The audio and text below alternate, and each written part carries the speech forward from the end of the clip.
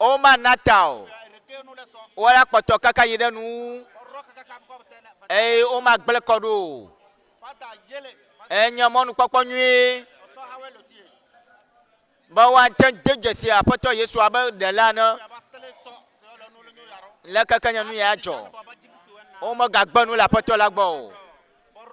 O ma gba apoto la o. On la to yamotitiama. Va sera nu. La mana ya ira to nyama yo motina. O la doji va sera nu. Elesi mami le gbadona. Apotoba. Nous si comme ya bia la nyanko la jela nyala mawe. Nous si katam ya dogbada la bia la nyama we.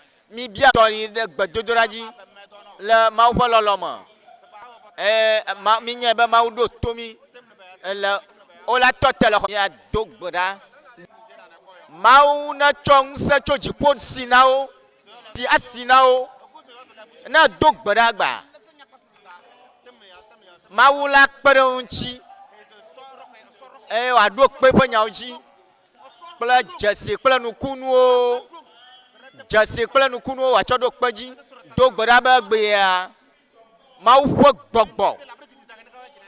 Wa cho nya deponma. Aye pe nya de pepe nu na do gbada. Ka fo nu na petwa. Do na ko tutudo. Magbadala ono kpo totro o tro ya nukunu tohe o nukunu na amayo fonkugba o amayo teranya o akpo kadede yo potwa mi apo mawula wonu gao dogbara pe o jiblibo o ntocha majo alogbalo nukunu anotekpo na semaunya akho maunya jisa ado to maunya aye la kho maufonse to nyama aye wotro yanya wo nukunu fo wotro dogbada na yo afoto bana we beye majo alogbalo nya majo asifuflo dogbada amisisi tohe maufonse tohe watuka ayo was mieva na nkakatolia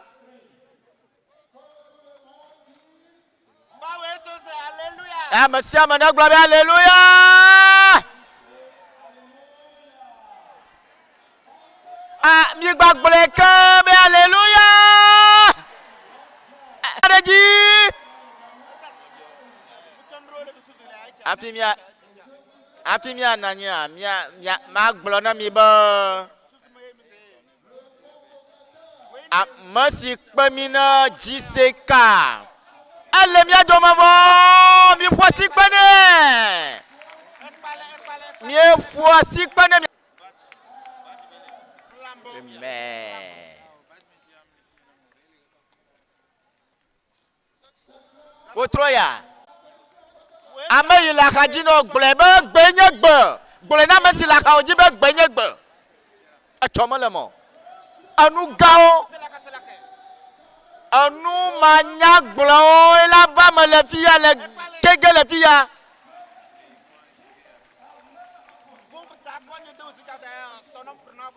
Dia lesi mi vado vo apotola na irami. Be mi valo. Ba. Mi jibe mi agblo na mi ba. Ochoa. Ododo ya lagba yeji.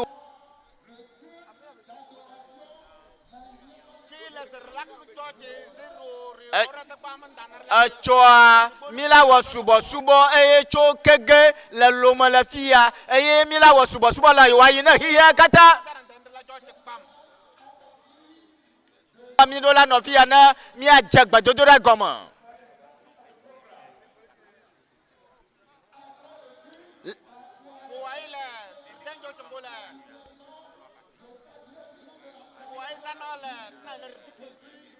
Eye etsɔa wotrɔa ye la nye dziseka ƒe ɖoɖoa ƒe ŋkeke nelia le lome le fia.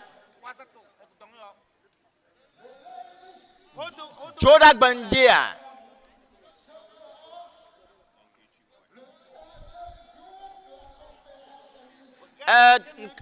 Dzodagbendia la nye ŋkeke tɔlia na enufiafia subɔlawo le fiwo wɔnɛ le.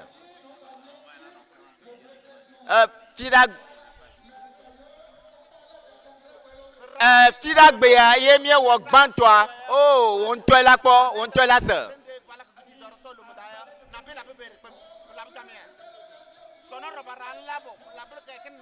Eye gbe nye ŋkeke velia, mabe egbetɔ ya abe o egba nye wutsɔ.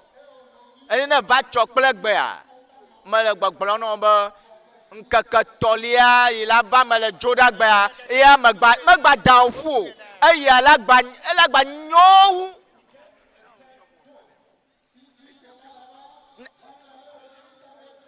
Ne la va dzoɖagbe makpɔ wasi ɖaa. Makpɔ wasi ne la va.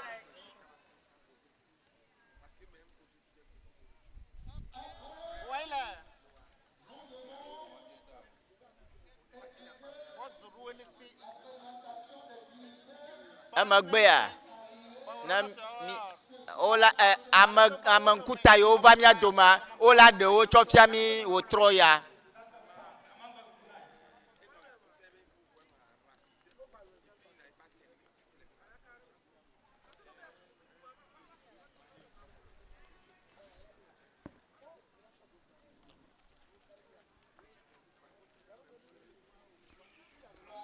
Wakafu Mawu. Mabe kafu na Mawu.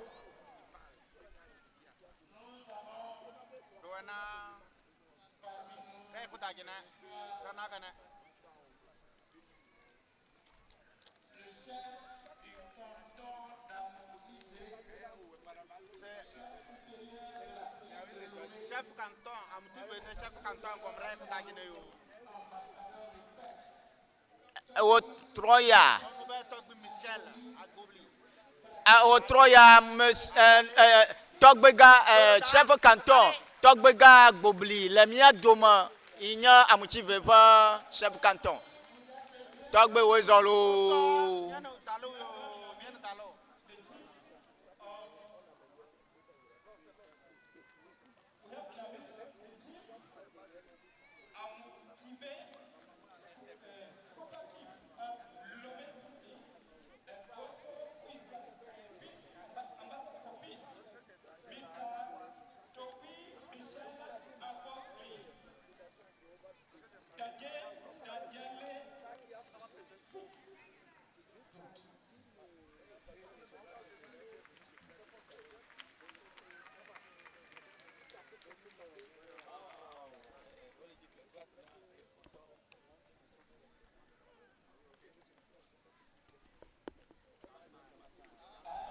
Amen.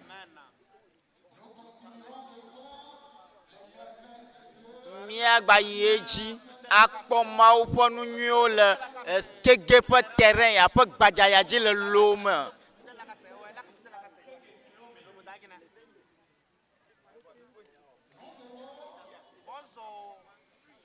Mi ɖo la nye.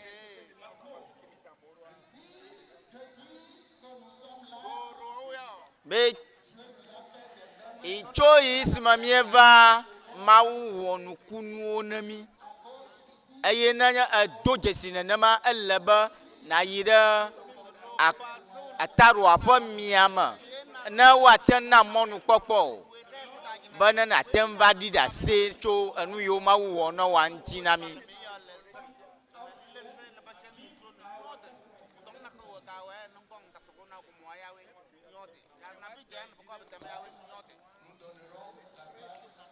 Ka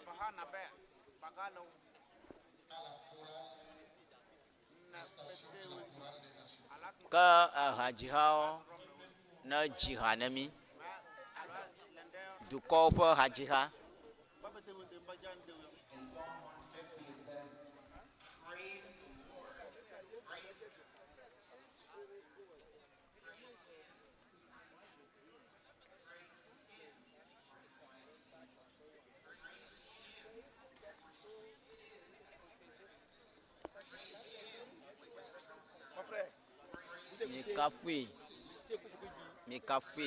Mikafui kple sankuwo kple evenewo ƒe gbe dzenɔwo mikafui le kɔkɔƒe mikafui to mɔ vovovowo dzi mikafui.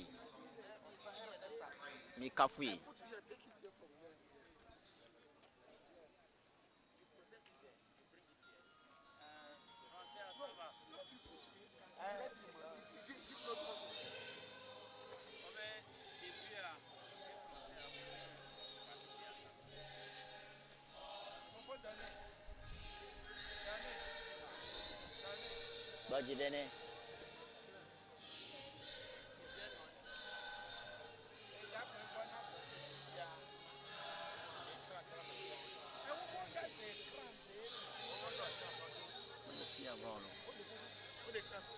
Vamos embala aqui, ó. Embala baba, ó.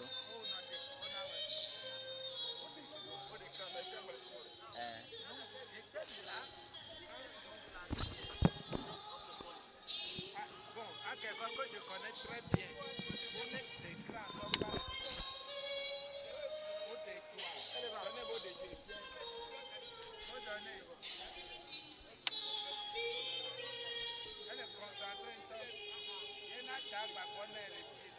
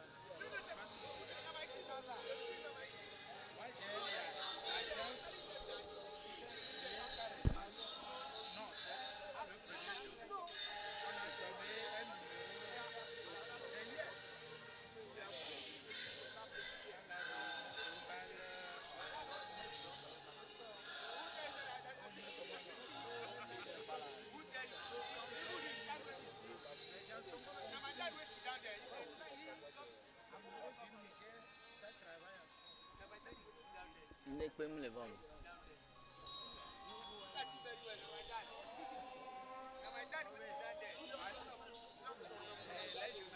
Allez-y, comprendre. Et voilà. Sont les bas.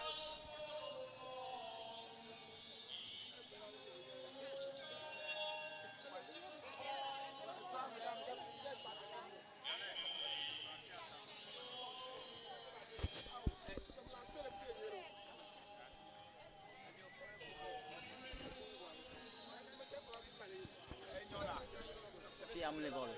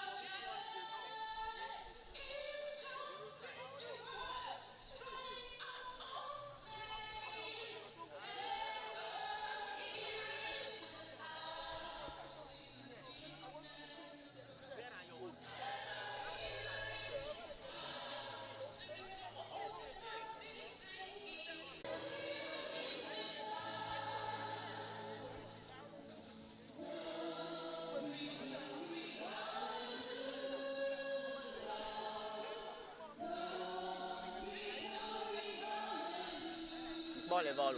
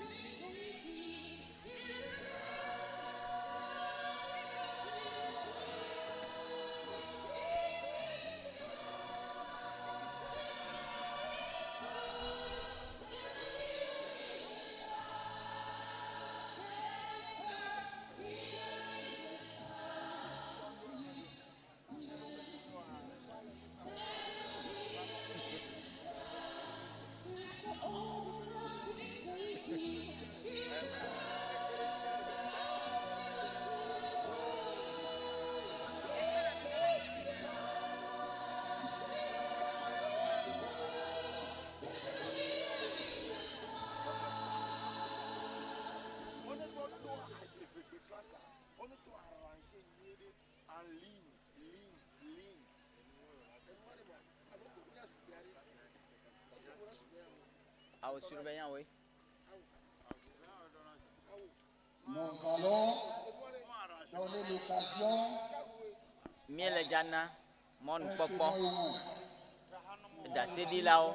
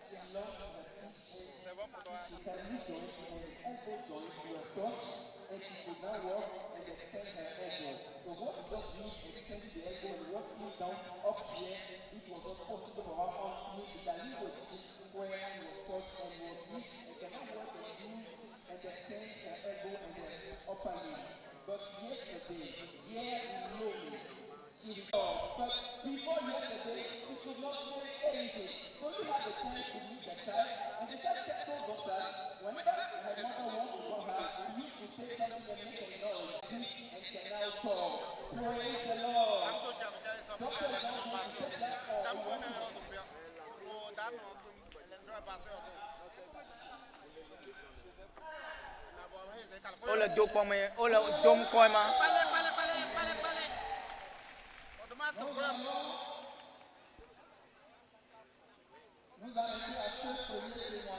Miatɔ bɔ, emegbe ya miava se kpɔtia ke Alpha ƒe koral la dzi ha na mi.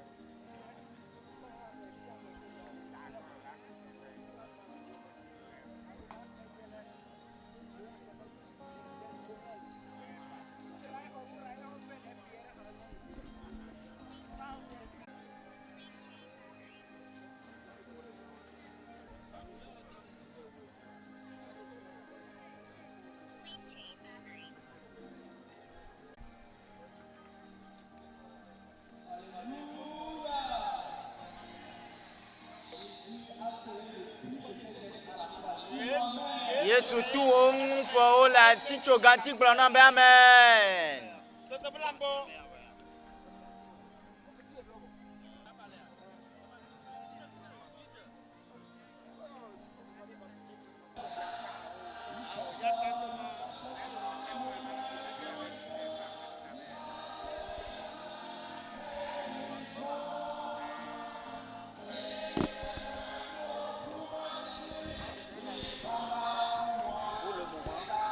Pour le moment, on ne l'utilise pas.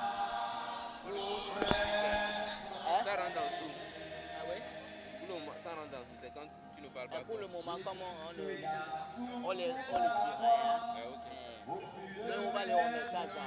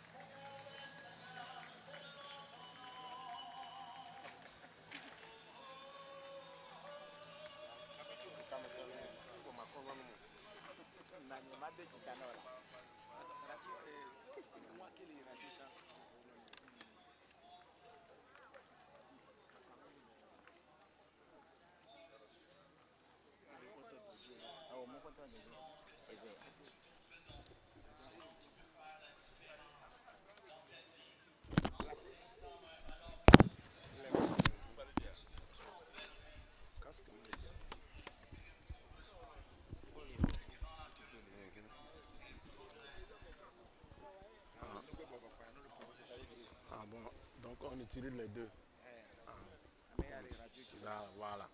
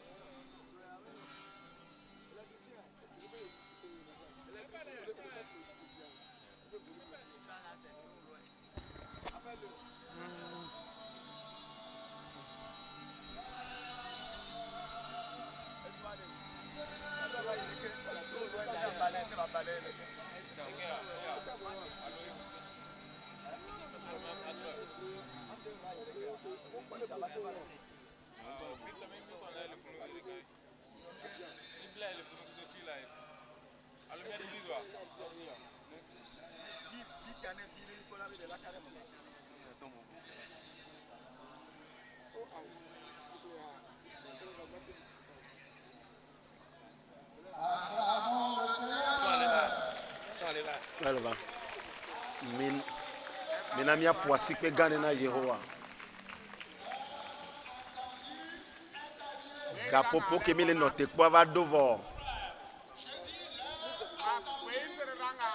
Mbe gapopo kemile note kwa va dovo. Le do kwa gbale eta amenyi kuku black ton va ton.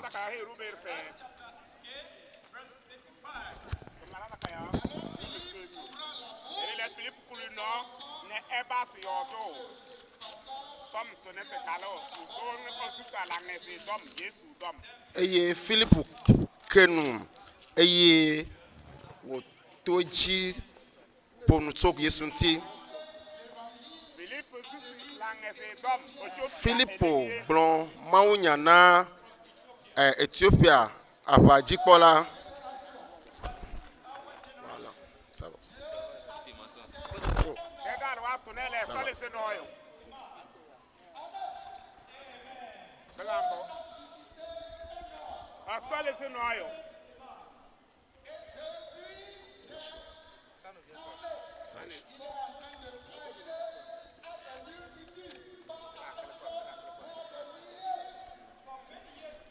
Epe gedewo va nye sia. Ele Mawu nya gblɔm na ame gedewo. Ame akpeakpewo.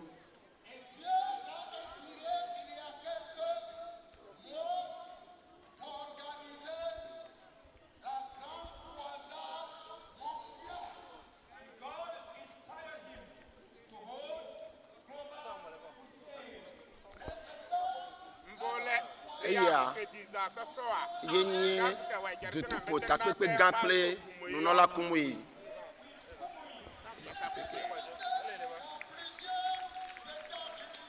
Eye edisa tso Nigeria ƒe du vovovowo katã me.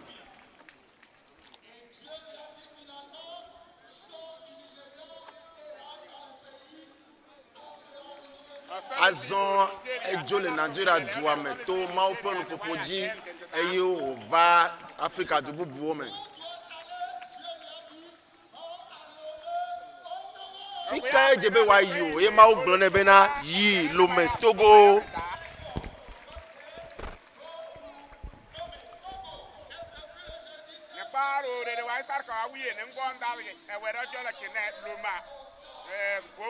Eye epe abe wetri evelia keke wi ade kele yawodagbea ele mia dome so yawodagbele kege egbenyi keke ton agbea abale singlona mia ele mia dome hohoho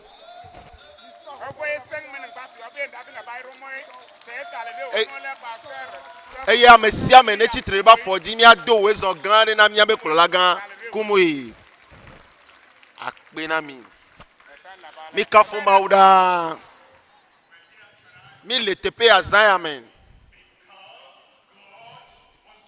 elabe Mawu dzi be yayra o abale si Yesu Kristo eye Yesu xe fe ɖe ta na nu sia nu ko hiã le agbea me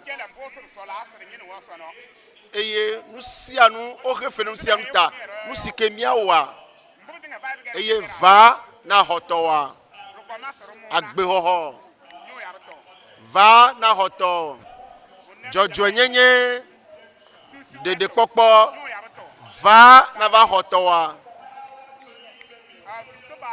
ŋusẽ na sɔ nu agbedziɖuɖu tɔ la va na va xɔtɔwoa dɔyɔyɔ katutu eli na o na ame sia me.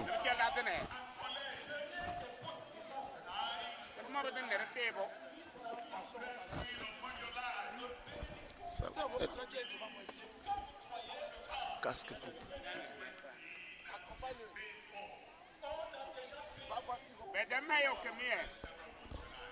Amesia casque amu no do. Eye kɔsɔkɔsɔ la so agbewo la kpɔ dede. Katutu na mesia me zã ame.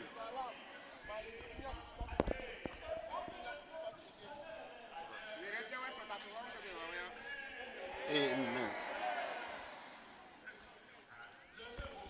Mia komia basio iji. Enu nyuele mia menkume. Casque.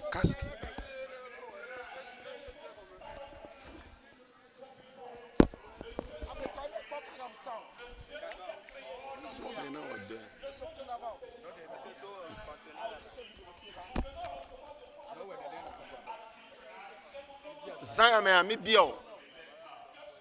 Amerike na ga chanyo. Yodo. Eye tuka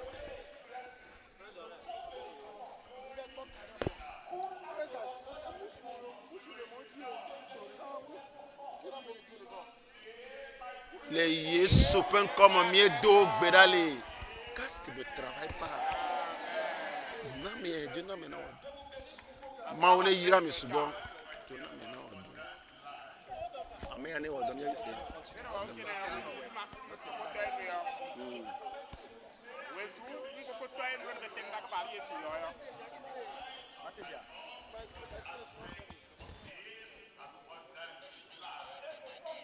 Eye otro ya mia ide agbe agbososo ba pa bobo.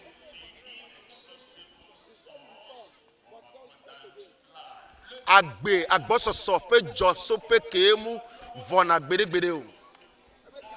Mu vona o.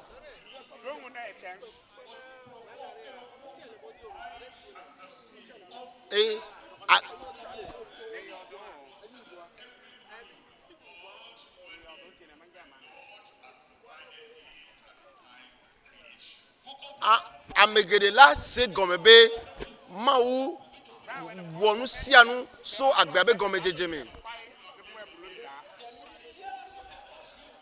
Amege akpe kola nyigba jia.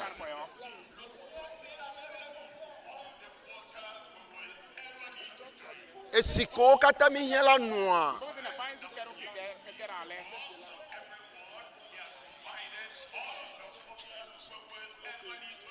Esi de kpe ke mi hela nu la nyigba jia. Ma wo ebe dodo keke dade.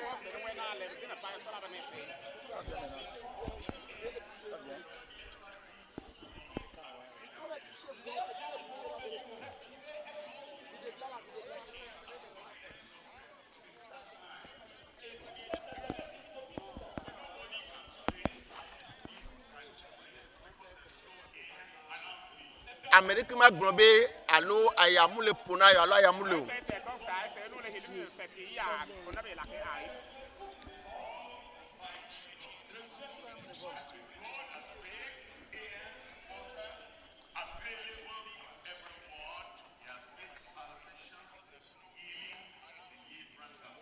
Abale sima wo aya kemia gbon esi kemia noa neneke wo hohopopo dede popo laina mesia me.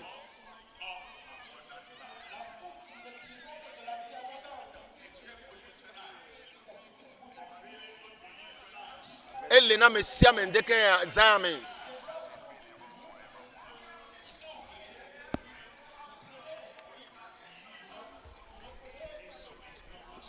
Elle a veut me la poa gbeme. Mia kposa mo bladre vove. Mia le pupui adrelia. Samo bladre vove.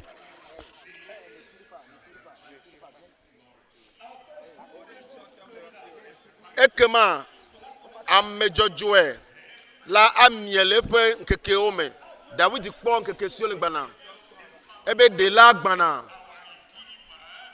nyabe hola gbana amele nyabe ngbedodora asia gbana ebe neva doa elebe nkeke ome ya amejojoela amie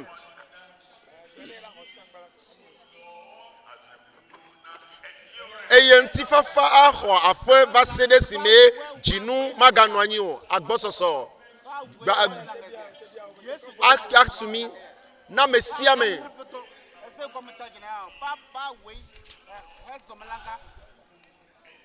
ebe ntifafa la sogbo ale gbegbeje abale jinu linene egbona mi le pupu ya me nyili abena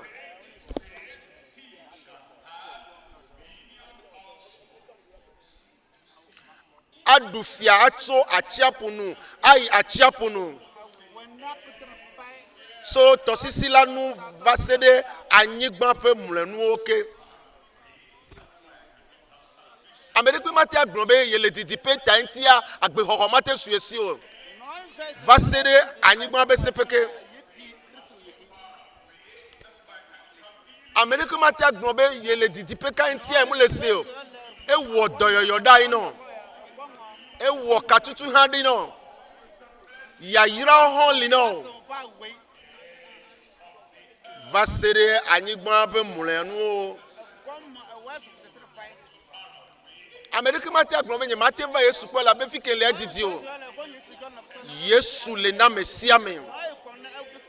Ame ke he fe ɖe mía katã mía ta. Ame ke wɔ agbexɔxɔ be dɔ ne mía dometɔ ɖe sia ɖe.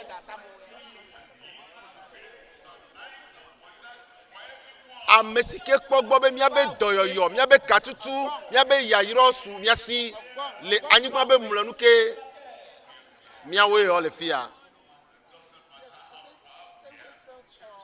Lekeke aleke mi le didipe ne Jerusalem tsã. Va se ɖe anyigba be sepekea ewɔ xɔxɔ kpɔkpɔ be dɔ da ɖe na.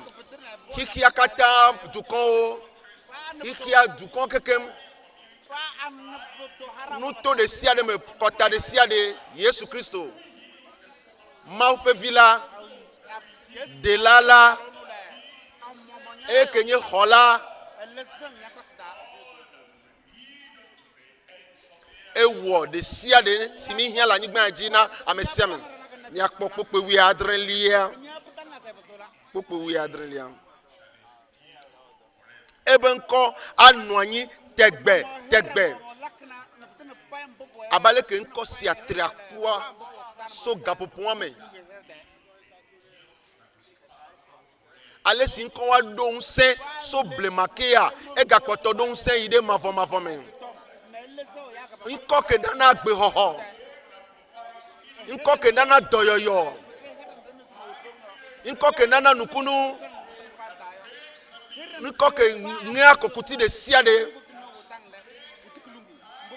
Ŋkɔ ke nana ŋkugbagbãnɔ kpɔna nu. Ŋkɔ ke nana dzesi kunukunuwo dzɔna le agbe sia gbe me.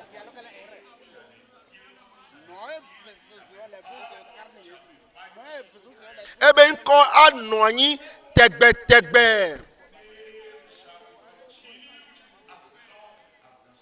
Ebe ŋkɔ anɔ anyi keke ale si eɣe li la. Leke le ate ma kpɔ dzikusia, ate ŋkpɔ dɔnkusua.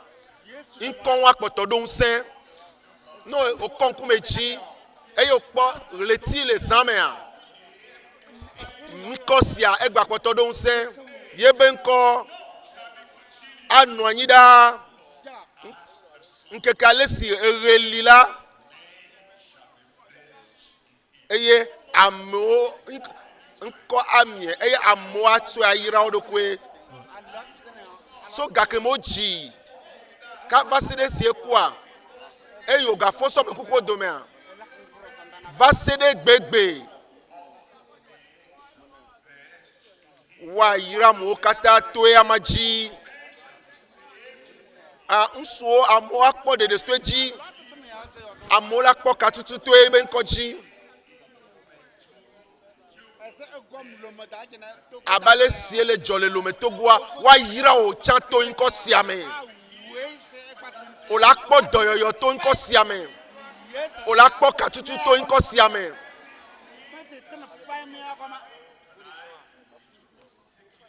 Nu siwo mu dze be ba nu agbo me wòazã mea wola ɖewo ɖa le agboa me. Kpɔ nya sia le kpukpea 17 be nuwu la.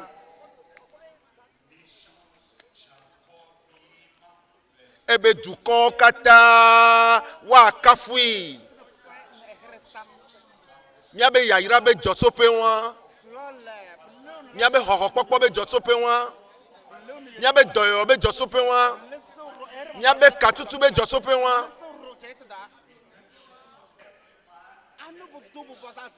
Míaba ɖeɖekpɔkpɔ ƒe katutu ƒome sia ƒome du sia du si me. Agbe le agbɔsɔsɔ me pe dzɔtsoƒe ke nu mu le no. Agbexɔxɔ le agbɔsɔsɔ me atɔwoe nye gbea.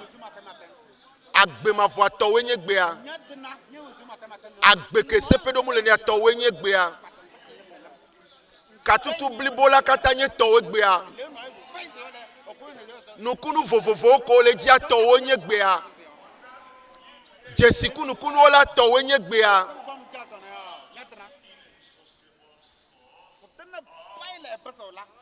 La benu ketɔ mi va agbe le agbɔsɔsɔ me be vudo la gbɔ. Mi mamawo nya ɖe akpa me tɔ me gbea. Gbãtɔ eye nu tepe wɔ nugbedodo la mekelia bena nugbedodo la be nu tepe wɔ la mawu sekatatɔ mawu si ke me do akponu ke sɔ nugbedodo na mi agbexɔxɔ be nugbedodo dedekpɔkpɔ be nugbedodo dzɔdzɔenyenye le agbe sia agbe me be nugbedodo ame siwo dze aƒetɔ la be yome be kɔkɔe wɔwɔ dɔyɔyɔ katutu be nugbedodo mawu la ena mi enye nugbedodo me lela eye do nugbea mu ŋlɔna be o eye do nugbea gaɖekpe game ne wo vɛ gbɔa ela na nugbedodo la vɛ me na o gbãtɔ nugbedodo la me le ɖe asi la ƒe nukua ɖe tɔ nyenye evelia muso dziƒo va azɔ ŋgbana anyigba ya dzi mawu le dziƒo agbetɔ le anyigba dzi mawu nuteƒe wɔla wa amegbetɔ ke mu ɖo xɔse o nugbedola la be nuteƒe wɔwɔ evelia xɔse manɔsitɔ ke le fukpekpe ɖe asi nuke wɔ amewo le wobe fukpekpe ɖe asi ɖo nuke wɔ amewo kpena fu le wobe fukpekpe yawo me didi ɖe o elabo le fukpekpe ɖe asi nuka ta xɔse mu le wo si o ame ɖekpe mu dze be ame ɖekpe na gblɔ be nu ya ŋuti enyi yemu ɖo xɔse o gbã mawu ye wɔ evelia mawu sɔsɔ da ɖe anyigba dzi etɔ̃lia mawu le kpɔ ta o omlɔ anyi zã me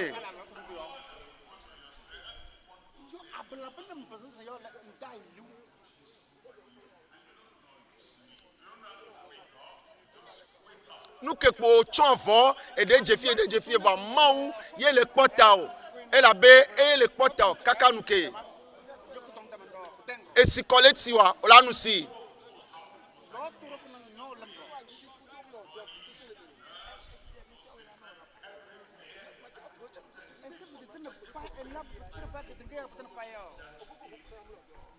ko nu sia o munya le ke sia wɔ dɔ ya hɔhɔn agbe ba ŋuti la ba fi sia fi o mɛkɛta mawu na sia ya le nugbedodo ɖe asi ya nɔ si wa o gbɔna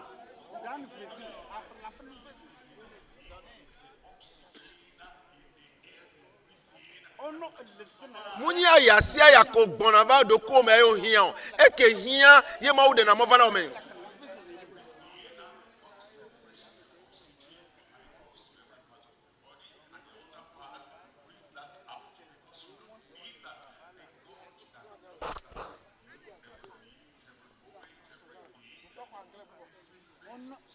eye aya ko gbɔna yi ne mea mawu nya ko hiãna eko hiã la yeme eko mu hiã la dogo le o me mawu ke ne le be wɔ nu ya na wɔ la eya me le fukpekpe la ɖe asi be nu teƒe mawɔmawɔ ame geɖe womu nyi xɔsetɔ womu sɔ be fukpekpe ne mawu womu ɖe asi wɔndokwe ŋuti ne mawu eye wo gbakpɔtɔ le wobe fukpekpe wɔn me nɔvi nye o ma nya me ke le fukpekpe ɖe asi o nye mu se aƒo amenu nya me ke le be ne tsakatsaka le agbe me o xɔsemanɔsitɔ ko le wobe fukpekpe ɖe asi miava akpa etɔ̃lia eye mekele bena mɔla pe xɔse ko be kutete ekwa ekatsatsa ɖe me kudo mawu oyinu babla me kudo mawu eye anva Yesu ku ɖe tanye eye wòwɔ nu sia nu da ɖe na pe xɔ kpɔkpɔ ehe fɛ̃wo katã ɖo tanye eye mu va eye wòyi ɖe katsatsa me kudo mi kui mi dasi do echi ko na be nu babla me dodo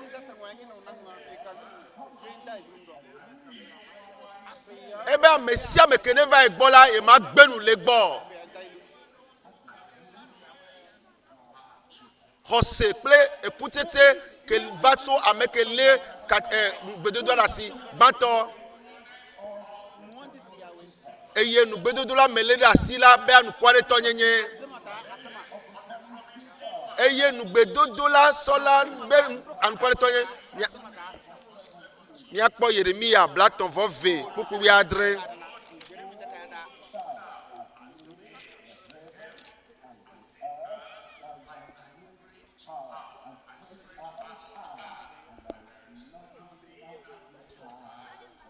oh apeto Yehowa eto wo nse gan ple wo alo si le jila wo jipo ple anyigban nane ke me na o buta me so anyigban katanti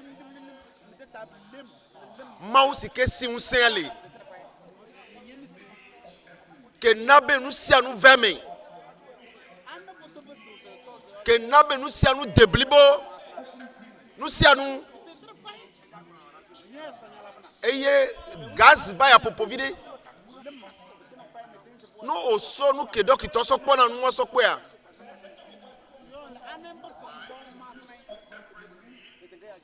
o la kpo be nu si anu o le tepe mau kene wo elanvi le tome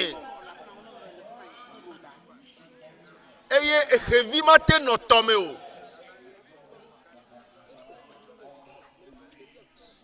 buta me so mau ke wo nu si anu nwe antipo mau nwake eye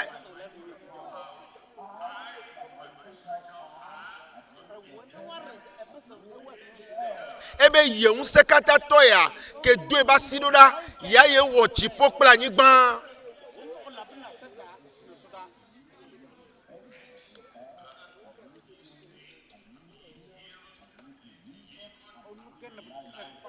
ebe miamsio kata woda nyigban la mi kpoe ne mi kpoe la mi akpo katutu ya ye wo nu gbedodoa e ke le medasi no vegboa zaya me no vegbo ba o kachacha kudu ya zaya me no joda le nou fon la gbo tro vegbo abe hola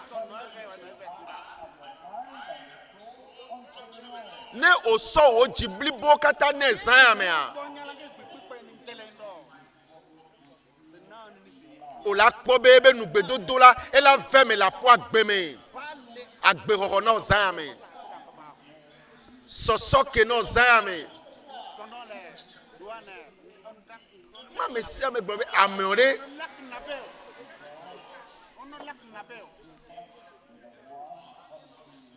ela be ma o ke le anu gbedodo da sila ye le donu gbe no zame eye gamemu di ore no yuele gapopo ya jitutu gapopo akela do ntino zayame ela do bia ntino mi akpo Tito etagban to pupu evelia Tito etagban to pupu evelia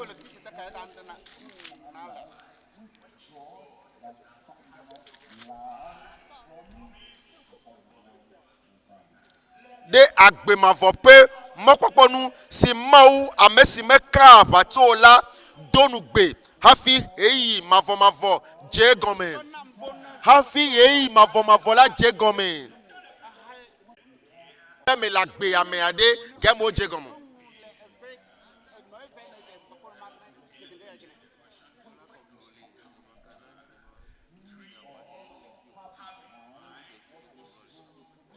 eye aten globe nyi mule wa be do pova ma wele kia kaka me capital de asusuwa be la tanu yo capital ko ati opopu eye ati onono me de kemule wa si o eye po ati amuje o ati amudo ta o evo eye capital to susu de be nkela so ati ya so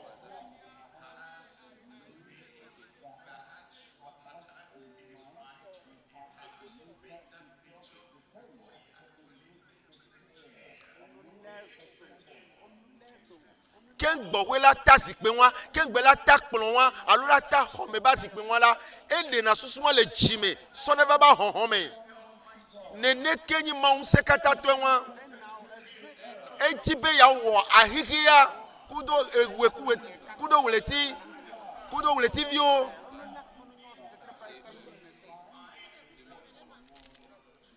ewo lekebe nua le ntobe susu me ken gbowe hihia jegome enya amoko ela wodo anyigba chi be ya so do anyigba ajia ekpo ken gbowo meova ebe ame alava ola jinyonu ya ken gbowo la jiwa nuko pato la hia neva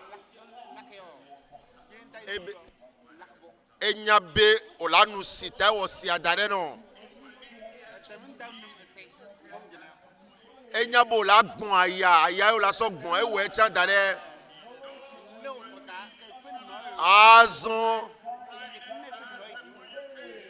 enyabo la hiana gbe mavo ye te we dare ke ngbo hova enyabo hia agbe la gbo soso me agbe la meseto agbe kele agbagbe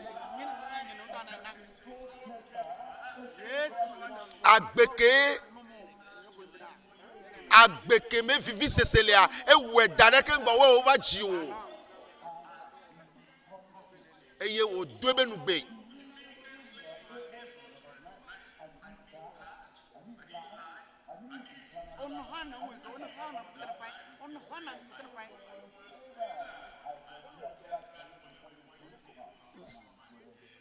zedekake ko nyakpo eva susume no be muhiagbe mavo muhia agbenywededa ewo dodo adare be va na va hwe nyakpo tito wake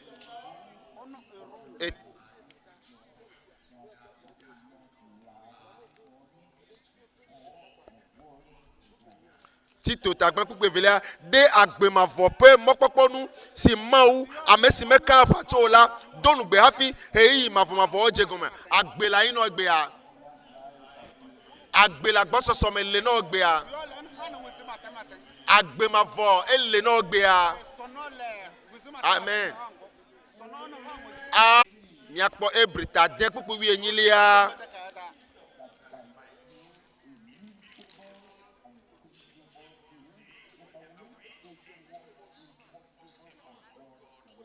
bena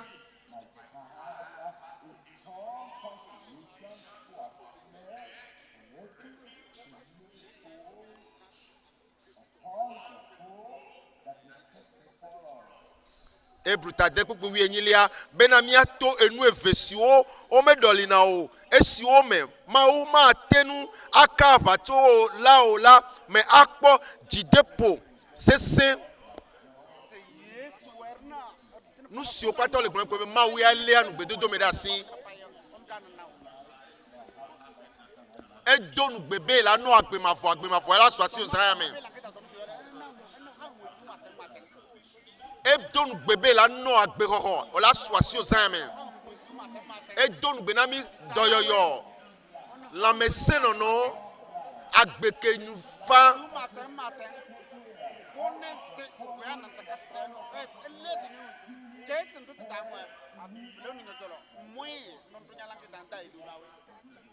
ebe ya no agbenue agbekela tem khonu sianu keme doyola no keme lamesela no keme yayira no la ebe nu gbedodo e la no samen nu tepe anu kware to nyenye na meke donu gbela ma va pa veliaji mi ma za e gbogbo ade le apa veliaji o nu kenti o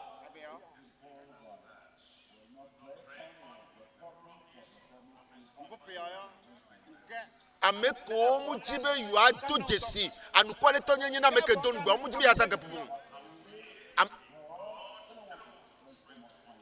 amesi omu do jide ma unti o a o ma jibe ya no funu ya zaga iyo moko le bi wan to be fu pepe ya doyola le funu vo mra ve gbo hola le funu vo ma ve gbo Et Katsula le tepe on va me le dire avec bon. Et on le peut fou.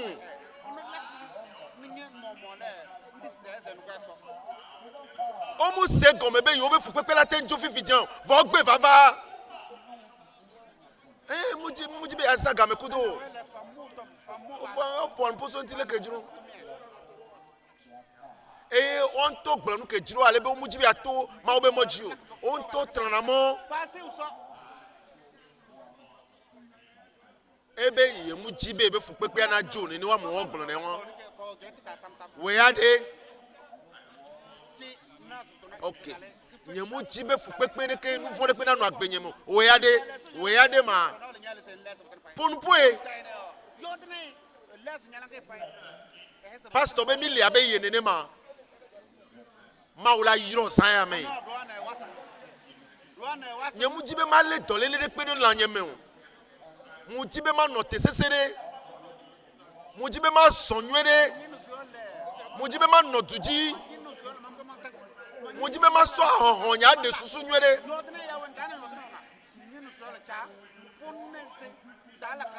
Nya mujibe ma le dolele de pele la mekela ba gba gbenye bilibo. Pastor me mi le abe ye nene ma. Ma wala yiro saya me. E la be o manya mekela le fu pepe de asi o. O manya mekela le bene dolele o.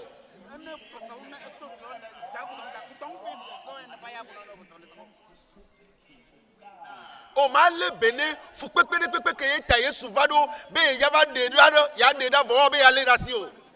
E la so po fu pepe kata sojo.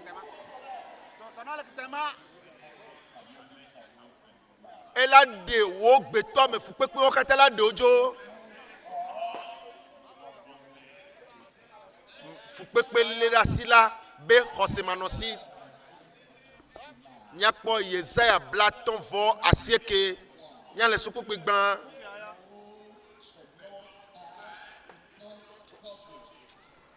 Boda Yehowa pe alome tedeme o. Be ma hona ame o. Eye peto me chi. Be ma senu o.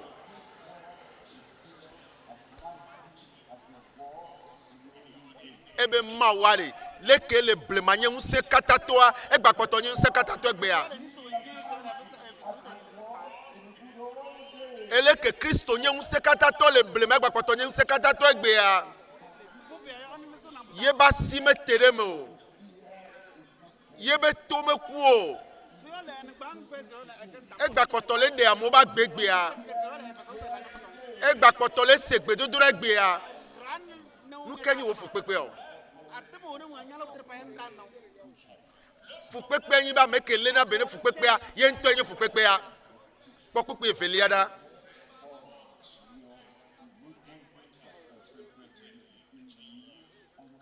ebeke bon mia pe fo dadawe kate mia ple mia pe maula dome amen eye o krawa dome nu ere krama yo dome e agbetoku do mawu e mawe wo mi le du kudo e enyi mi abe wola ya enyi mi abe dela ye nya mesike jibe mi anokudo e gasia game agbeto mawu ko agbeto o le du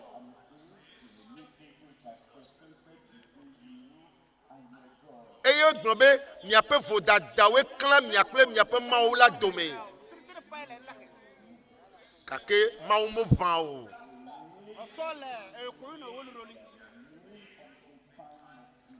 leke le so blema so wo le ne pe gba potole wan mawu potole fi ke le a mu ban o yebe lolo mu tro yebe nu blan popo mu tro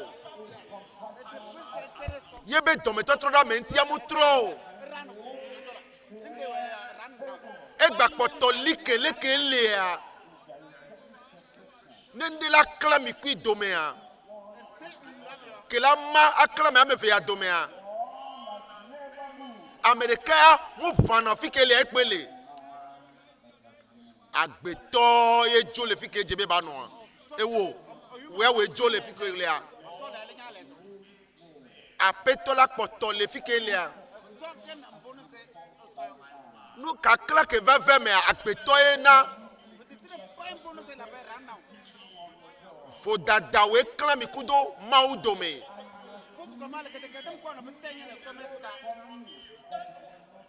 Eye wo nu fo wula epe nkume do be ma tia do to. Odonku efi bubula bentinya. Et toi fike le ekpele.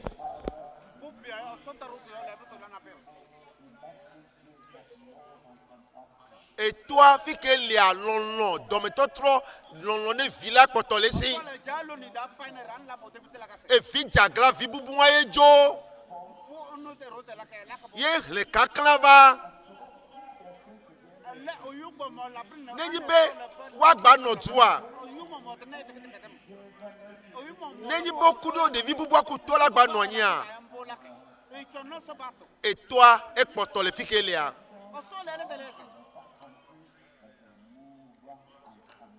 E vi bubu ke ide tutiti mea ya ela de afola tro gbova we nyanto we ni fupepe we nyanto na be fupepe avamia ba gbeme ela be mi joda le ma ugbo eye kaklan vamia tome aso ka gbe trova aso ke doyoyo trova esi katutu va miawe la gba trova maugbo nuantie glole Ezekiel tawi enyilia Ezekiel tawi enyi pupu blaton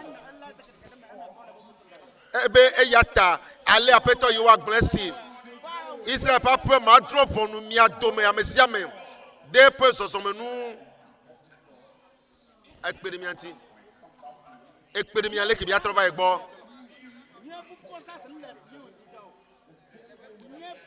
et la bec potole le ke potolia mutro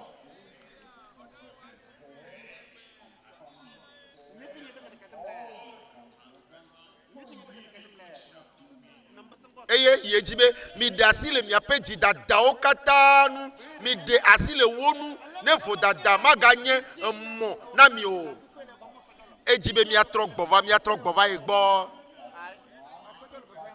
ele pupu blaton for kelia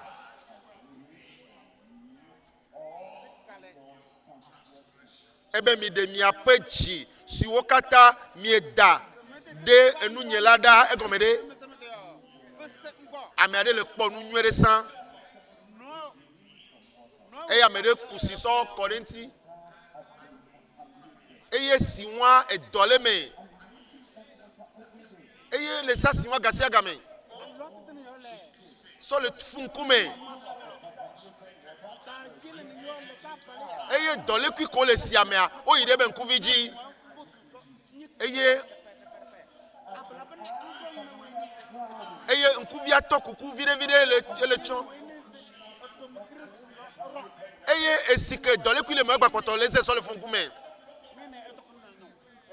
ebe nyemu senu agomode nyegba le kpo nu nwere ode eye poto vide nkuba gbanam aye amiade va be yakpede nti o kengbo agbate tro no kpo nu nwere ebe no vinye nso anu no vinye nyonu ma odona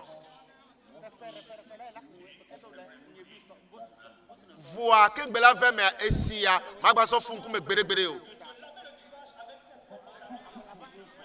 obe desiwada ebe esie na nkule gbano atikere pepe kola nawa etenya atike nwere atike la siolo voa esike me dole kuya lo papoto so le funkume nkuviwa ela gbanpoe voa ana de esi gbegble wada eye olava ekpe blave be nkukpokwa eye odola de wo vo dada o kata da le ko gbo si o mi so dafo re nunye eye mi awo ji na mi adokwe pe gbogbo yeye Israel pape nukanu ti mi ebe yu akudo poku pe blaton fo veliada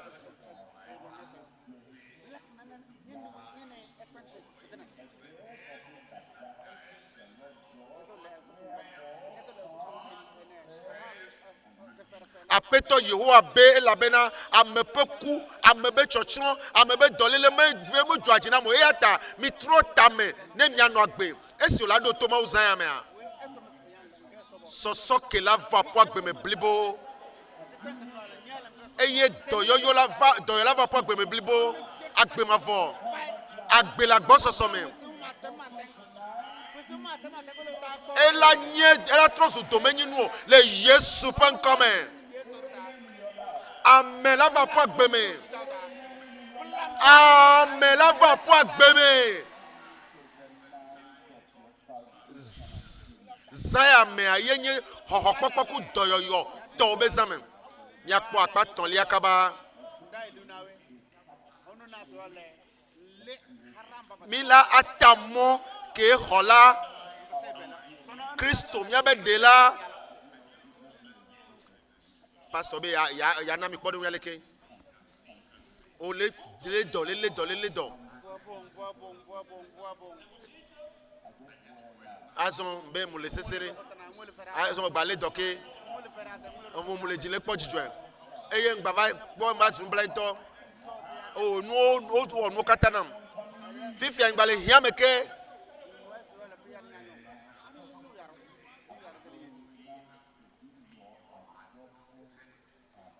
eye ame ade pe va benade ilanyi tona o etomu le o mu yin tonya o voyez le pefu gasia gamin o kwa de vidéo le amianto Jehova mi ho do mi le ko gbo nene ke amodo yin jila o ho de vidéo so wa yin wa jila ma o gbo benade ya lebe no nuko pata mu nyon la po agbe mo ma jira odo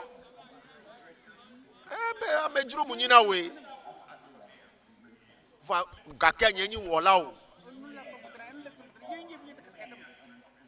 nous vont we clan yeku obe domo yo troso amejuro o la sogenam fifia zon fifia manye tona o ma so nous vont wa soke o ma wa blood de vie ma yodo apo dolele o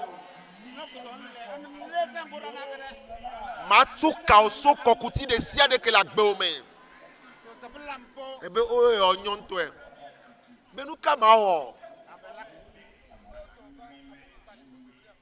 ebe va mi ku mia awo kadodo nu ko na be na de mi va e ka mi va sogbe va mi ku mia o de ka eye va gbonye muso evinye tenuvi de ka kogwa so na po ho popo eye hwe soto hwe jise eye no wesi avomegbe a eye mi ko la mi dasi do ndeji vo won o la trust ma o be vi e ma o ba gbe hoho la swasi o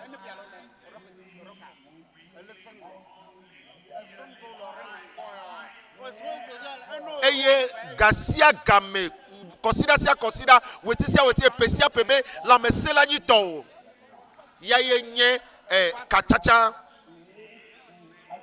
ya nye nu babla esi ova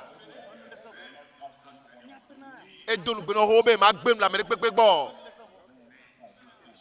eye agbe hohova doyoyo va katutu va nde pepe ko hia fifi ya onyabe etole na benai onyabe Yesu hefede desia deta nuka jibe o eyo odula le bene kachacha miakpo mako tasieke pokpe blave vove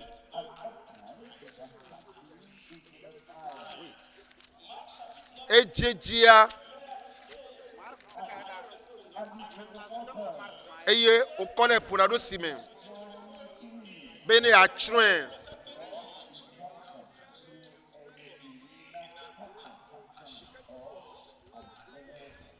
kene atenu awo nanela pomia penu blanui nena honami pomia penu blanui nena honami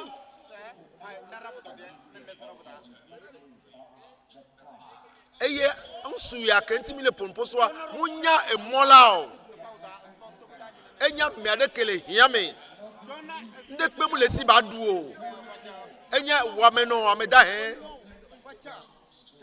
eye o le bianu po ya po ya dupo nkekereka amesie le ponpoana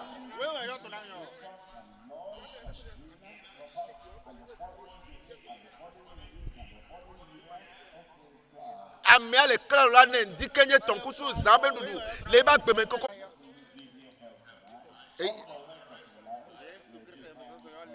Mwenye be Yesu la no pere un zame agbeme koko katala e la pere ntio oh amegade la mim so do tepe on nya popo blave voton lia eye Yesu glone bena ne attenui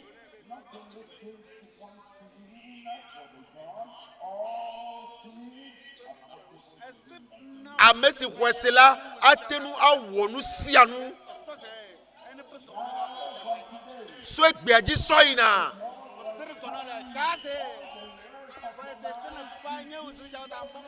apeto ma unto la kokoda lome la gbeme kokatame le Yesu pen come Munyi be za de kame be fukpekpe ta. Munyi za me be haha de ta o. Munyi be za me be nu be sese de kako. Agbeme ke kokata, agbeme ke kokata. Nenyi bo la temva akweji seko. Nusianu agbe hoho. Nusianu doyoyo. Nusianu Katutu, Nusianu, enu no mesio, Nusianu, Chichue kwa setuto, Nusianu, Nukunuo, Nusianu, eye jesikle Nukunuo, Neo latema weji seko, Nusianu, ano bobwena mesia mekela weji se.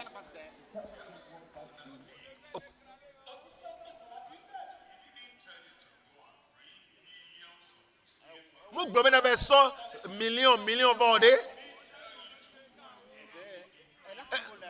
Mou ben baba isukulu aho dase di gbale vendé. Ebe ma gbin re kadon. Nyenye o hola o. No po ya ho jise. Ebe babe mu kwese. Evo. Na gbe hoho. Evo. Ne doyoyo. Non wake husisi tolentia enyare kape pogblon Lazaro efo so me kuko dome egno ediodo amegbono vi won ke ekura megbeto po me kata be dole leta amesi oleji le fie kufia okpe osemi kwa egbagbleke ebena maso no kweso fosane kiki akata be nouveau eye lebe nyala noa mu dalakpa mu daje po eyodomo eku odi nkeke ton agbe Yodo tocha omuten kwe ba enye ajerato. Ekpe koso to kwa jia. Ekpe ocha di dase be mu ajerato enyu.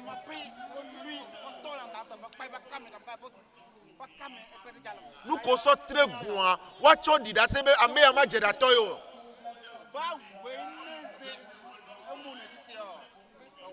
Badagba ko le di agun be ma va on gba va fogun wa pa to pe be nyatepe to e nkeke to agbe ma o be use di so chipo e de pe ada eye Yesu Kristo fon agbagbe eye o de ko fie be nu sro via o e be Thomas va bo nya sira bo nya hadajira egblin leke egblin ne me tututu evale wan eye Thomas be ao nya peto nya mau Yesu Kristo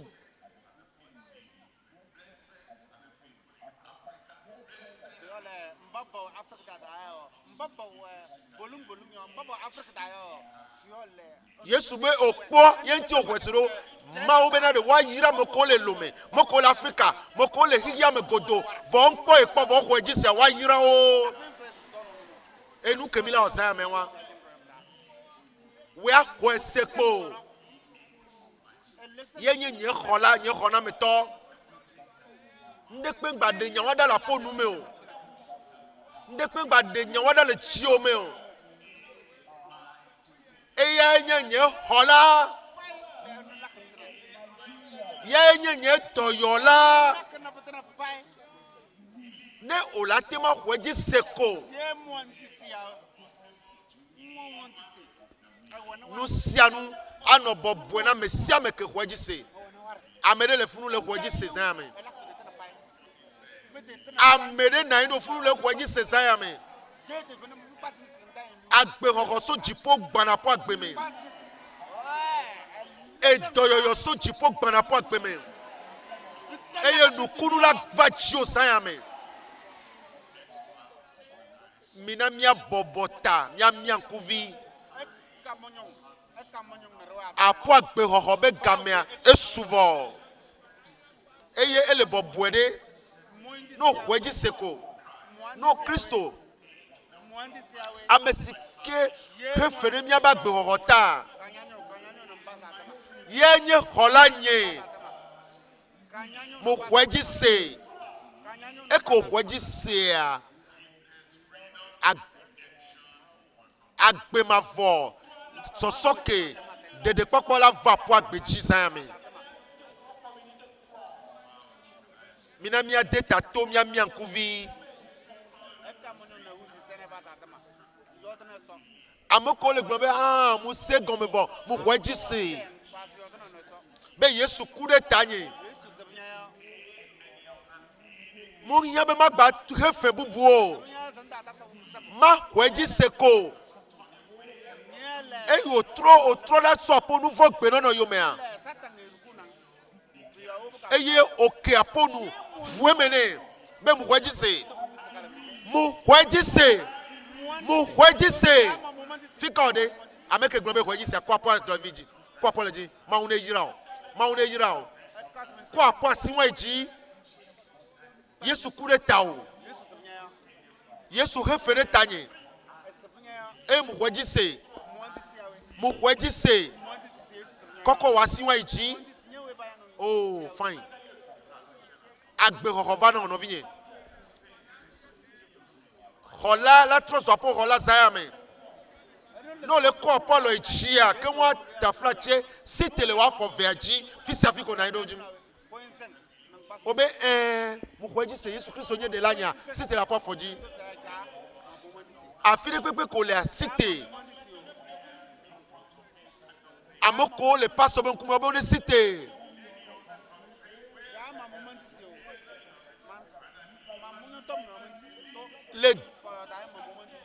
les douciers tu me fais comme il est seigneur quand les poupes peuvent faire que qu'on les seigneur konya et yo on de cas les télévisions les pas dodo ya xɔxɔkpɔkpɔ va na o. De la ŋutɔ ɖe ɖokui sɔ fia o.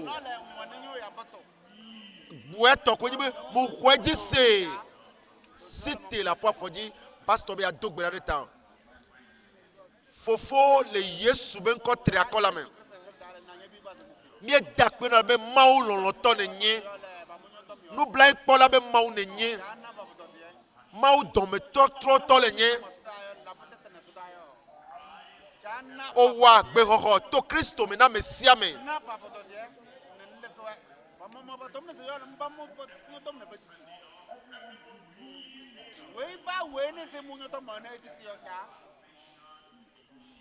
Mule bio fofo Mesia me kele chitre. Mesia me kele hu Mesia me. Ye hiana gbexɔxɔa.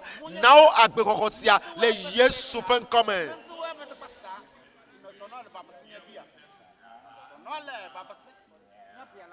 Na be Mawu be gbɔgbɔ ne ɖi ɖe asi le wobe dziwo me be wokpɔ xɔxɔ vɔ.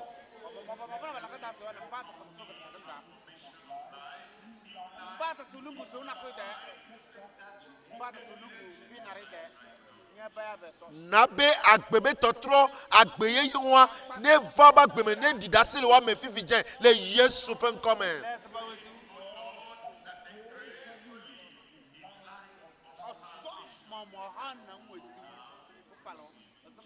Mu do gbe ɖa ame nuvevi be woanɔ agbe yeye agbexɔxɔ ba gbea na me sia me le Yesu ƒe ŋkɔ me. Mie da kpe nɔ Mawu minya be owɔe vɔ xoxo. Eye oɖe ame sia me ke va yo ʋue me woxɔ Yesu la. Le Yesu ƒe ŋkɔ me mie do gbe ɖa le.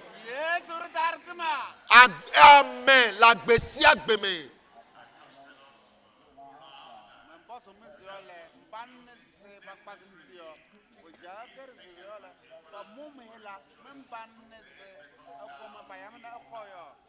Miabe aɖaŋuɖolawo wola va mia gbɔ wa axɔ miabe ŋkɔwo ku miabe adresewo wa elabe mi trɔ zu nuwɔwɔ yeye.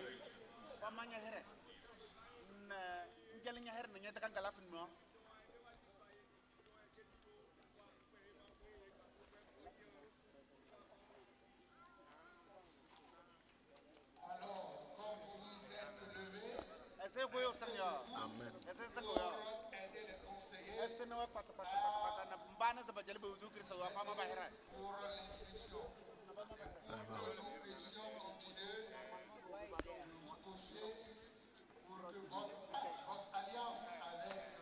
Miakpɔgbɔ be miabe babla kudo miabe xɔ la zã mea.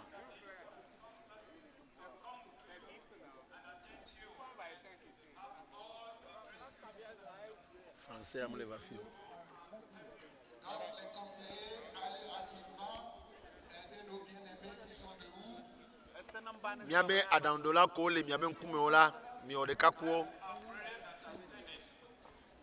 Évoluez rapidement.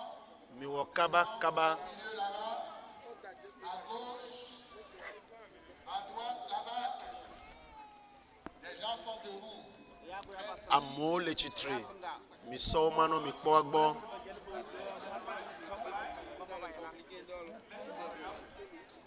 Maintenant, si vous avez suivi à la télévision ou à la radio, essayez Comme radio radio dit quand même répondre à la radio. Ne mi sɔ miaba gbe na afi sia afi ke mi lea. Moko le kpɔ télévision. O le réseaux sociaux dzi radio dia. Atema ahoma miatema akpe ɖe ŋuti o.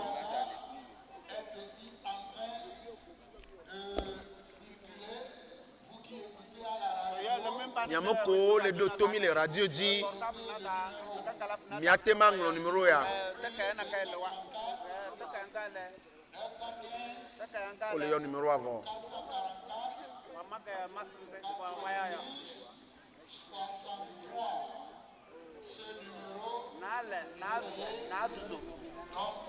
vous connecter avec nous. Comme ça, on vous aide pour vote. Miaza numéro ya aso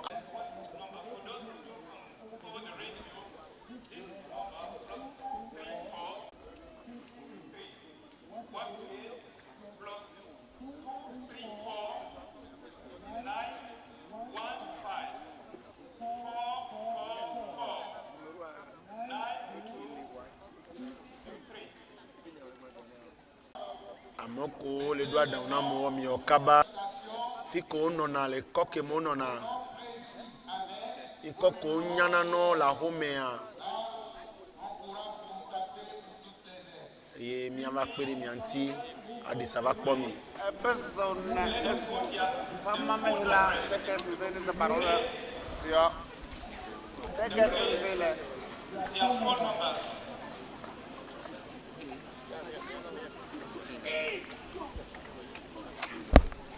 Ne laissez personne évoluer rapidement. mi gbagba mi de pe dare o mi wo kaba e mi ano gbedodoro ma no mopopo me ne mi abe nukunu hoho Vous avez fini.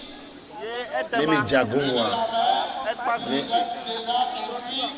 Vous pouvez vous asseoir. ne onwo nko voa o la te nanyi fa e na no gbedodoro me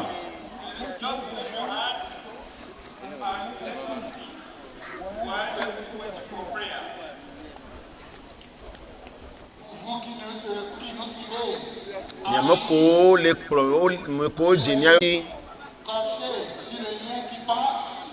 Là, ça va s'ouvrir. Vous allez remplir. le sur les réseaux sociaux dit kwa mi la va pere mi anti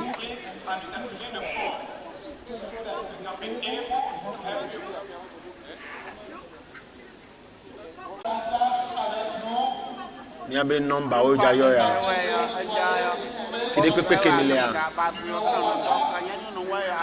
WhatsApp numéro plus 234 915 444 92 63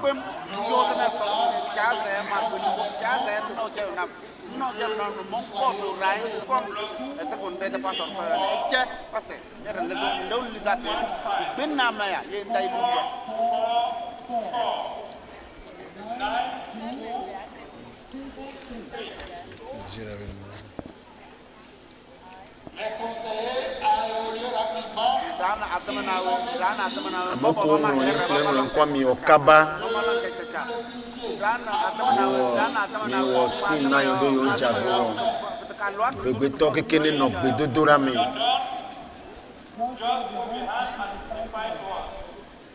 À la droite ici, avez-vous fini? Remuez la main. At the right hand, have you finished? Just wave your hand. Au milieu, in the midst. Faites fort là-bas. Far back. À gauche. Faites vite alors.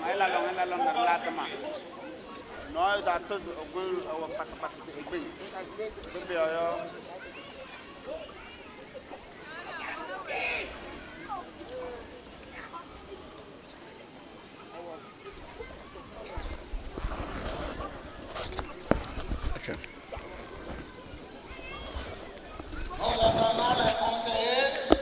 Faites vite. We are still waiting for counselors. il est noté kwa am adam de laon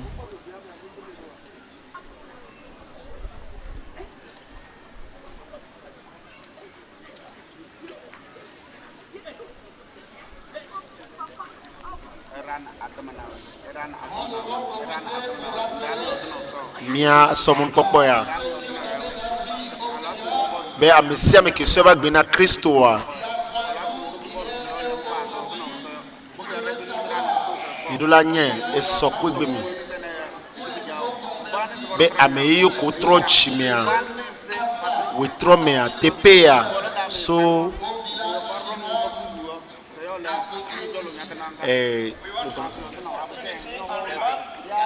Gaveme, les villages chinois.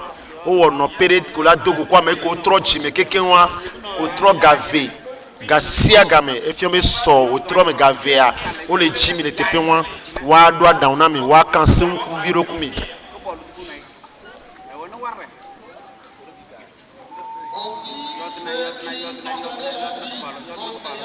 Ameko so ba gbena Yesua. Les régions que mais fils a fait les hiamea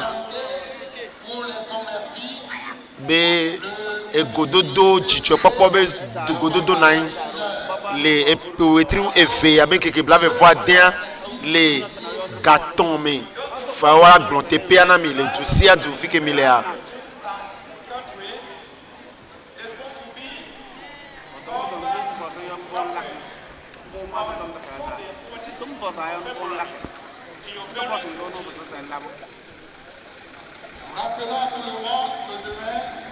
Mia donc china me sia me bena be fi mi la osubo le so consider gbe ton ne va kaba me sia me ne do te pe akaba gadin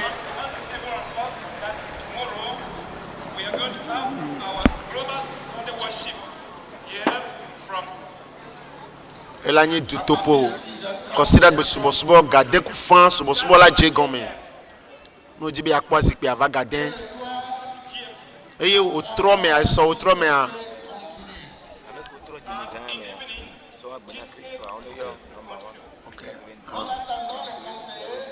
ameko so agbena Christ zame a mi ayo numéro yo 92 32 00 06 magba yo ke 92 32 00 06 et vegogne 93 04 38 38 quand il y a un numéro pour la pomme il y a bon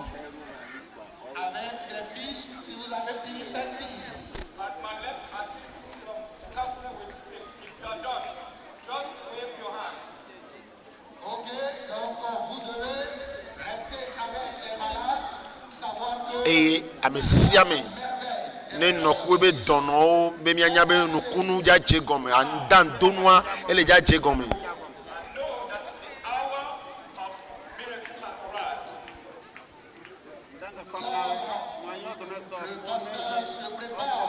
esi mi abe nu nola gale di o jachira do a amesi amene si teleba foji ne mi ado we zone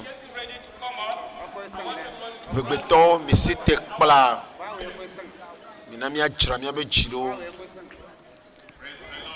mi kafuma oda o mi fauno mbe mi kafuma oda la begbeto mi don koji apo doyo yo popo ma o debe nugbe ma un to tu fedeta apeton to ododo wa darene ke gbowo la ba wewe ti do dare o ela wa pon kuvi ke gbon wa san mi ah me se me ne glombe amela ela nabo la chitre la pa fo vejo la zozoli no kunu panagbo doyoyo gbanagbo no se ame pete anyame vemele bagbeme fika ode no kunu le chi olo fika ode doyoyo le chi o kwasi wa ichi fike fu pepe le no solo fe gwo so daroji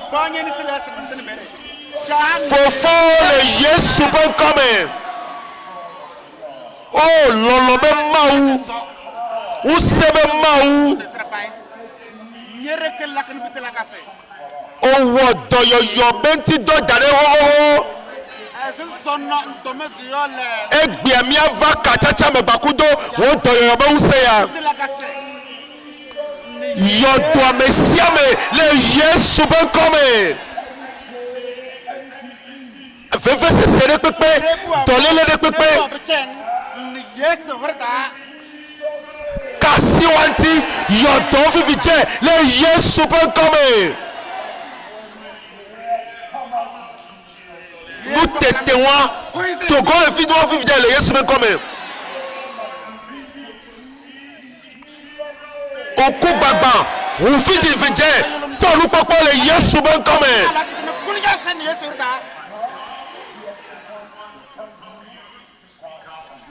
tokuno ade tutuno e tole o fi je ade won tu fi je to lu popo to lu sese le Yesu ben come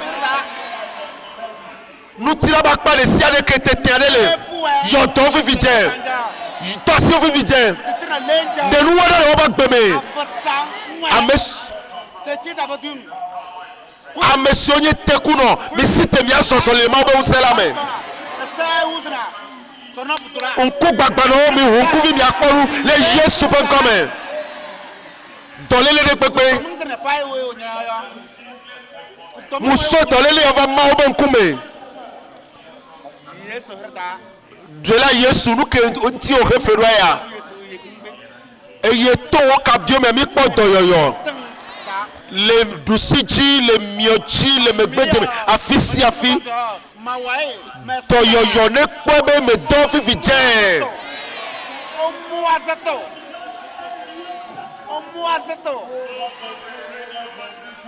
Mbaba radio dana ba tele na dana bana rio mettete na pai. Les radios dit, les télévisions dit, les réseaux sociaux dit, Amesia mene khobe doyoyo, so Yesu bon, fifi jen. Afisi afi. Dase didi. La pen kume fifi jen. Dase didi o. Les doucime, dase didi o. Les miaji, dase didi o. De kadje, tu bejo Mesia mesisia o. Apeto wevo o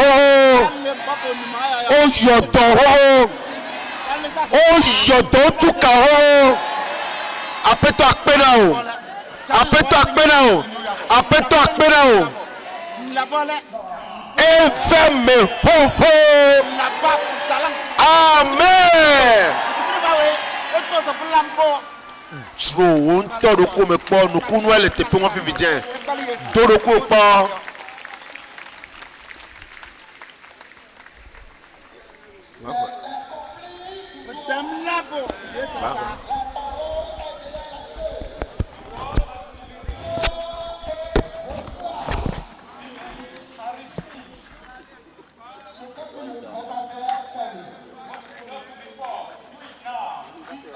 Nous si on monte là on chawa wo fifia la bana va me voir.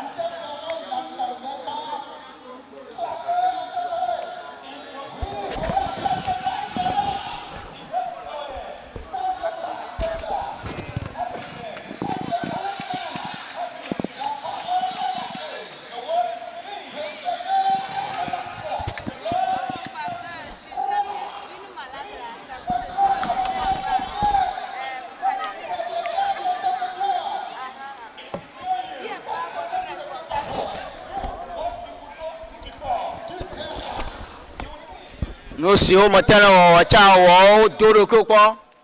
Na na pon wo zuwa wo fo.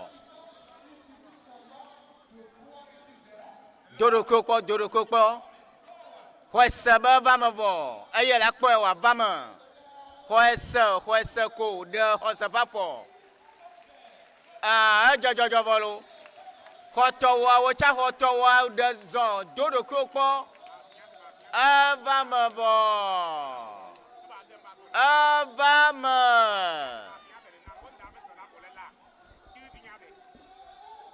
Ma uponsia la sodo da ji le mia doma. Kwesa na kwe.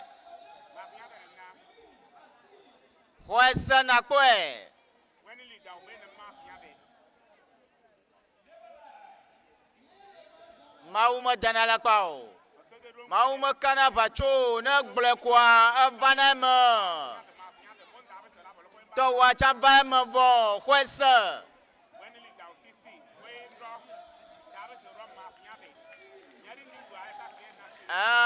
mulo wo beki yo college mu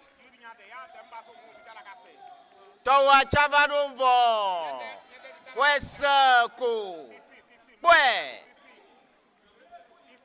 Dodo koko nukunu abado nous kunua la fima vo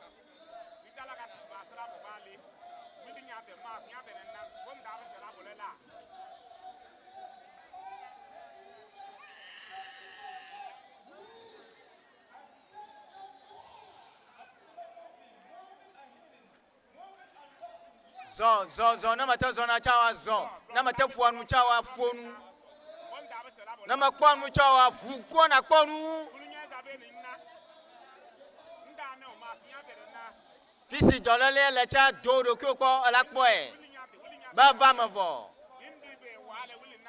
afisi baba sese le cha dodo kyoko baba sese abu na matembo boda cha bobo na na chitra na kweda akpoba nukunu ava mavo doyo ava katutu ava ma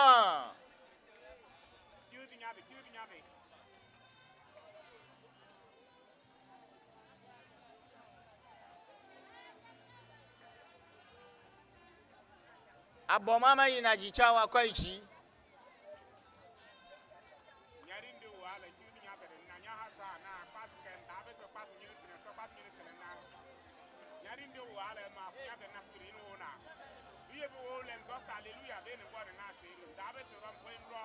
na doje si na pa katu sikaka na doje si doyo na do libe hallelujah na zo yinko na kula madaba dwe ko do ame ko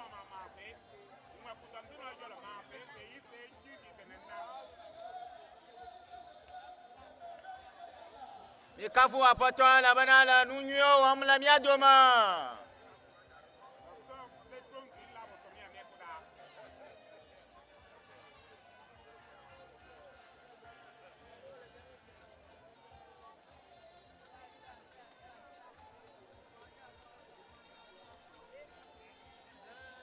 yenye jirula Yesu yenye jirula jirula esiai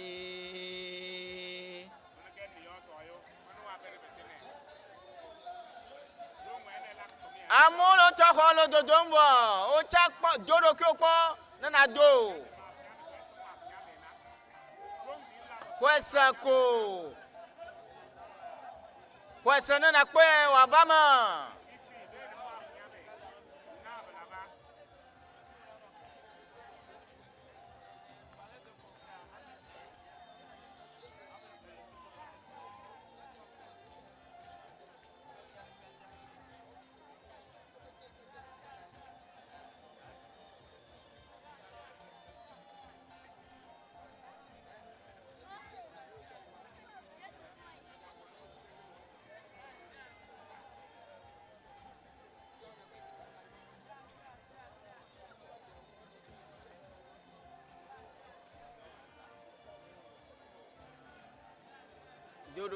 dodo kyokpo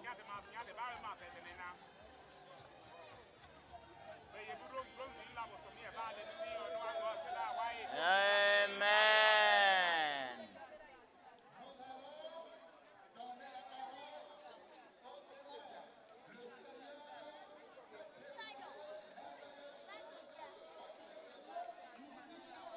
apoto de zolemia doma azomia namon pokpo da sedilao ba wa de wa pa da sedidio de gonami miasa kafuna mau mia as da sedidio le pia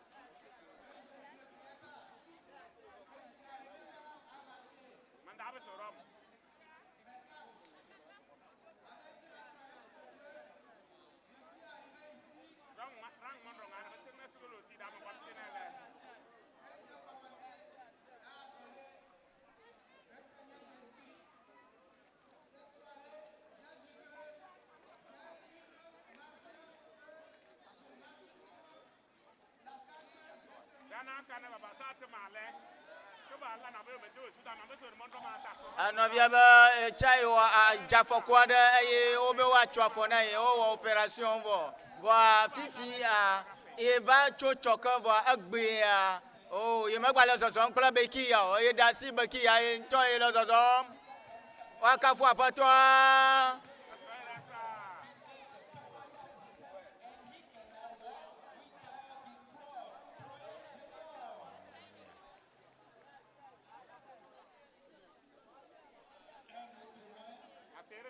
Dase didi bubu.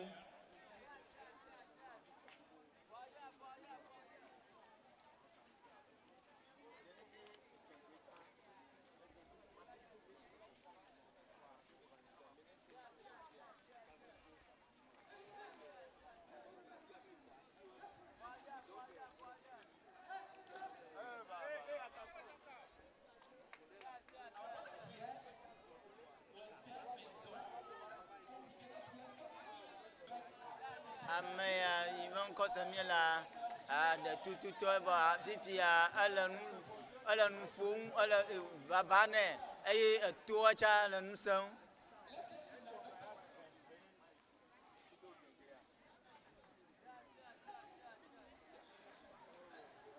Eye ma le Yesua yɔm miaƒo asi kpe ɖeka na Yesu.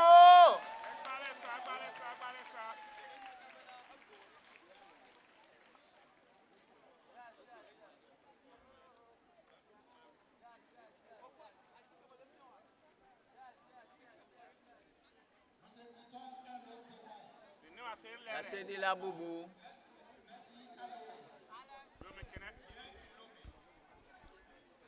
Le lome nu si dzɔ le fia.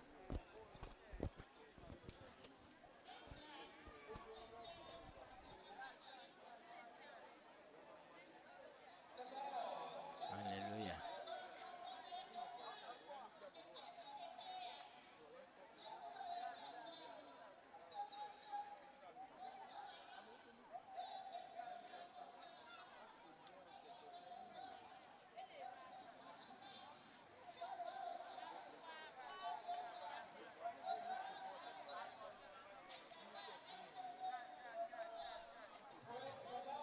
Wakafu aƒetɔa ebe yeƒe afɔa eɖo xaxa ɖe le afɔa me eye mete ŋu zɔna o eye yi afi vovovowo eye yiva takpekpe ya mea aƒetɔa wɔe na ye loo. Wakafu aƒetɔa.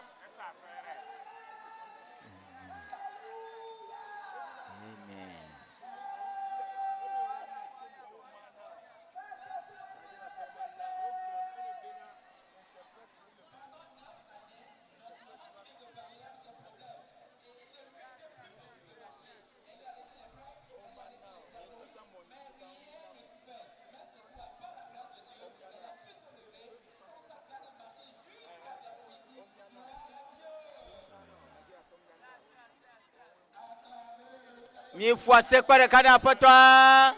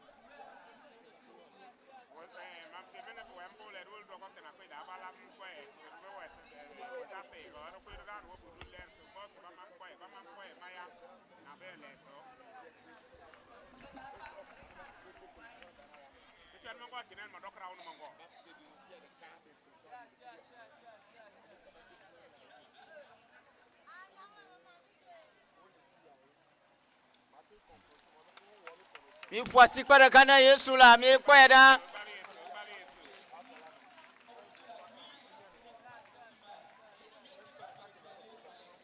Be ɖeka gbe ko wòdze gɔme eye megbate nɔ zɔzɔm o eta hafi yi ɖe tsilekpalo me eye wova yi kɔdzi vɔ gake mia ŋutɔ mi si womete ŋu wɔe le kɔdzi o vɔa eva fi ya aƒetɔa ewɔe nɛ.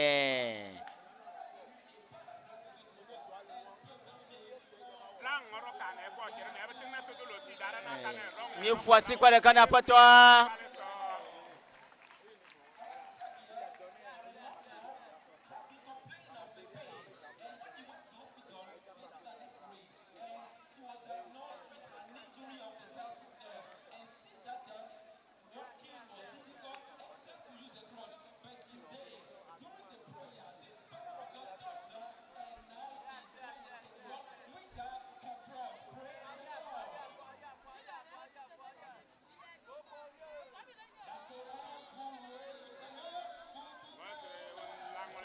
Hadziha ne dziha ne miatsɔ kafu aƒetɔa.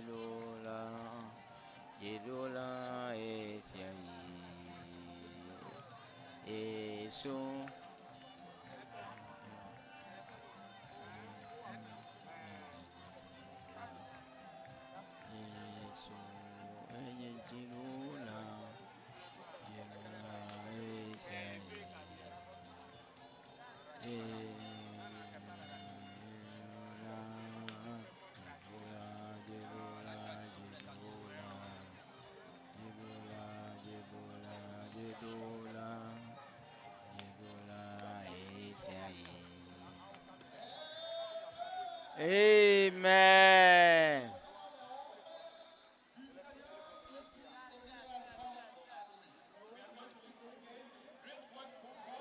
Mia gasa dah sedih ganda.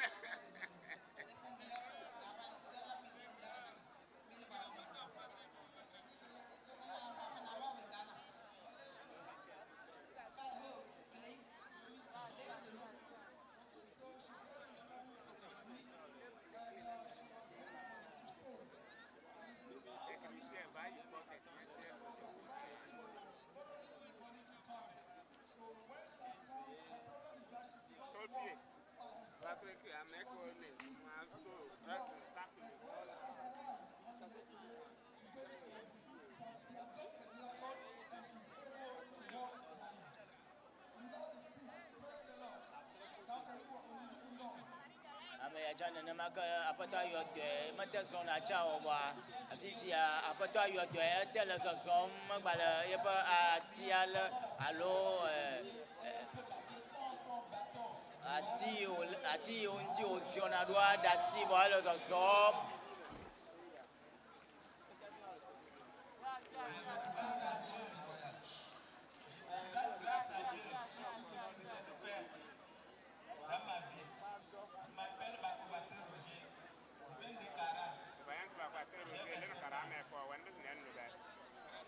Depuis le 11 août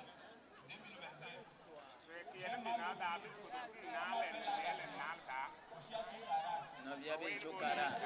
Aye apo ino fulana ye o ora di okoto. On m'a pris les soins là-bas jusqu'aujourd'hui. Dokita o ato yo la te o ba ga ka ku ku ka e ba fia. J'ai pu arriver. J'ai dû vivre. Maman ça est là, tu devrais me changer la hanche. C'est 2 millions. Ayo ba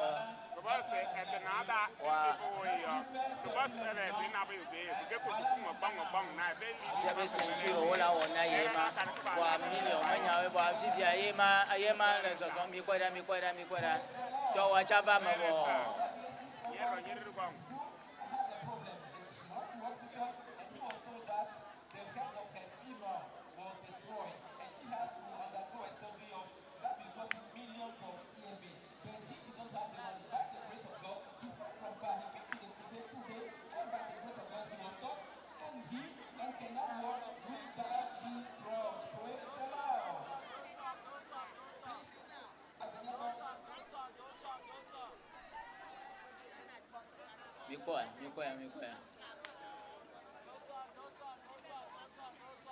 mi kwera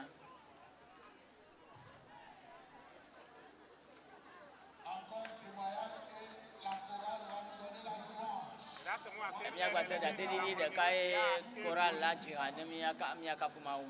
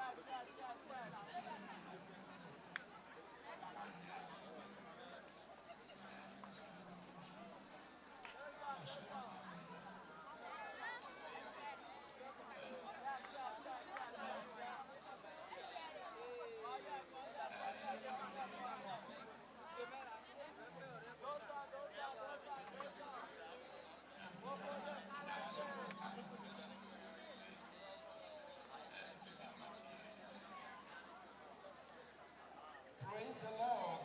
Our brother here, Amegbeto, in December last year, was walking and without knowing what happened, he fell down. And since that time, he could no more walk. But he heard about this crusade. He came and by the grace of God, he was taught how he can now walk without his cross. Praise the Lord. La louange à l'Éternel. mi aka fu apoto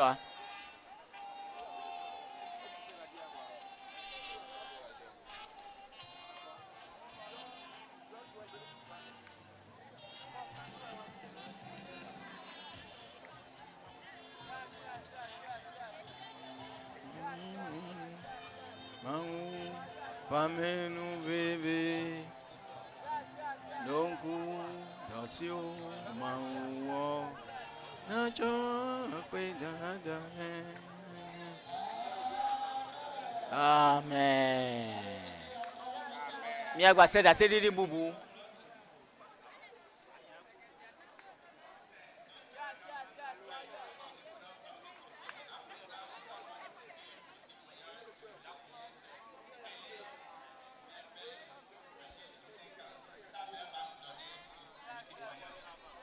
mias kpele merveille po da se di nye no ala di da se ne mi via do kwa maton me di ma da pe na poto de vinye ma agbeta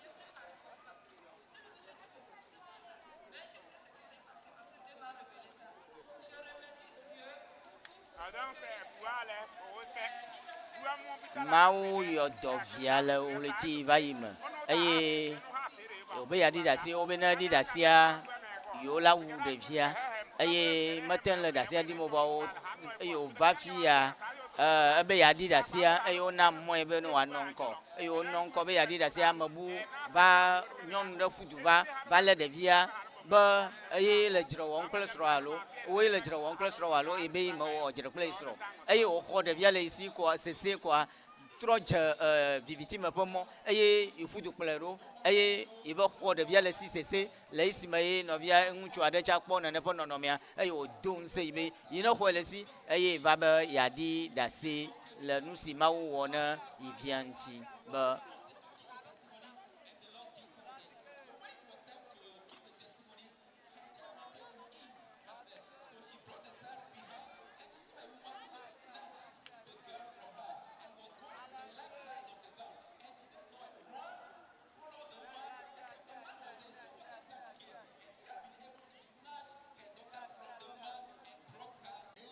nu si sesena dɔkitawo ŋgɔ hã míaƒe aƒetɔ awɔe.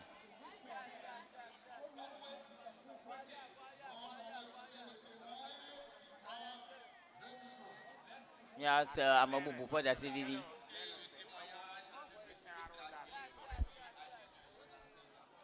Enye ame ɖe drake yi xɔ ƒe blaade-vɔ-ade ƒe ɖaseɖiɖi.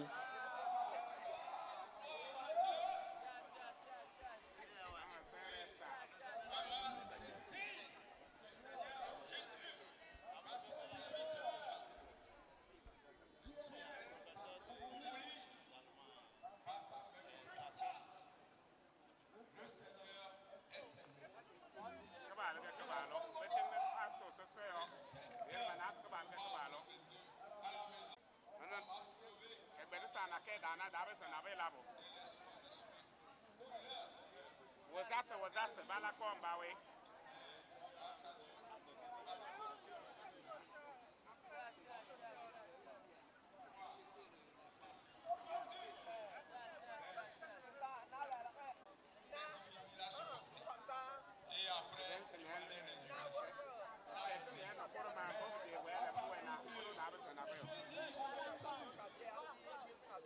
Ceux qui étaient autour de moi ont compris que le bâton là a fini son temps.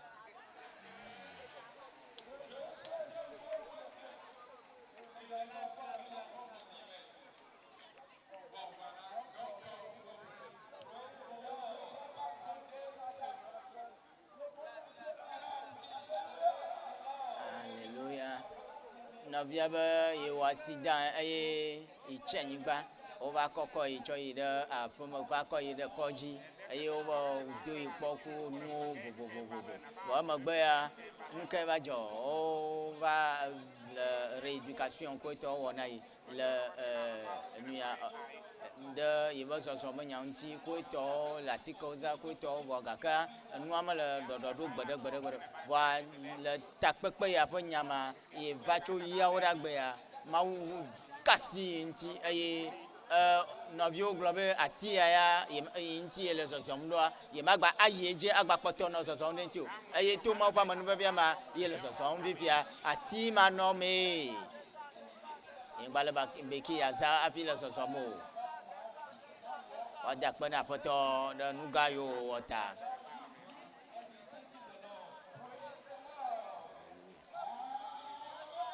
Amen.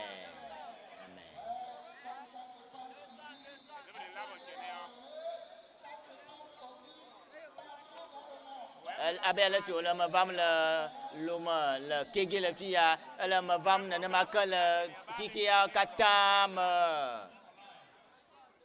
Ke miase ɖaseɖiɖi ɖe le mɔ dzi.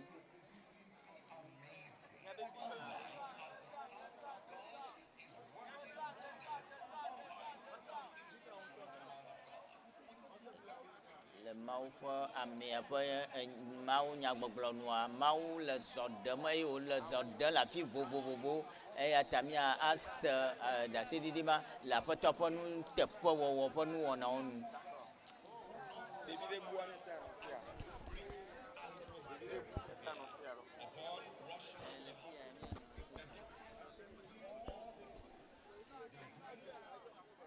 Maman, hey, vous l'avez dit là. Boa. Mais des copains. Nyawe umba. Oh, des copains. Moi, c'est bien accordé. Alors, Pepe yanawa. Pepe encore. L'élargie. Ah, yo sous Pepe. Oh, il a sous couloir. On est dans l'heure. On est cas. Donc, on a une famille encore.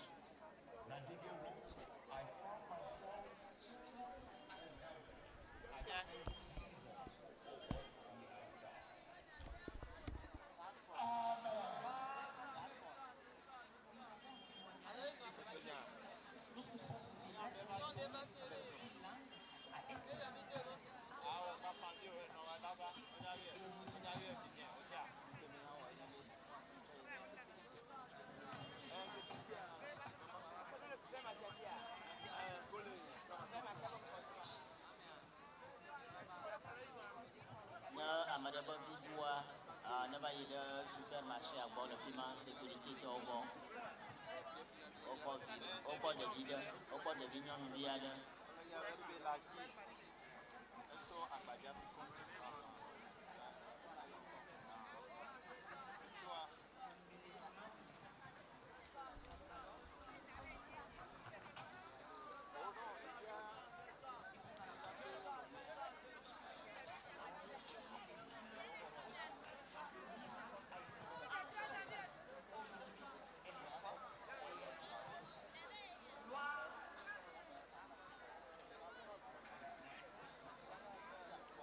Continue le travail.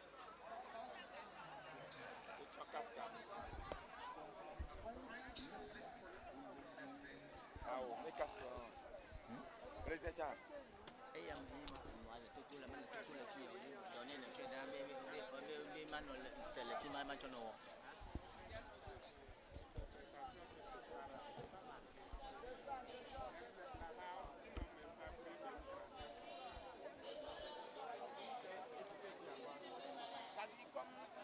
Chokaka pa kple wiadria me dzedo eye wokplɔ yi kɔdzi wowɔ siasia nyemete xɔ dɔ ye o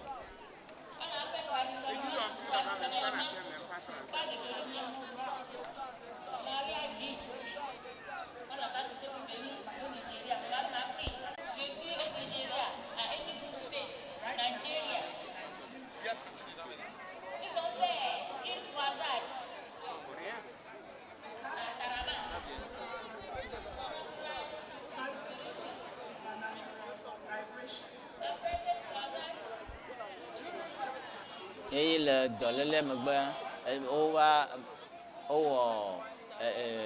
dudoƒo mawunyakaka ɖe le Nigeria eye woyɔ be célébration.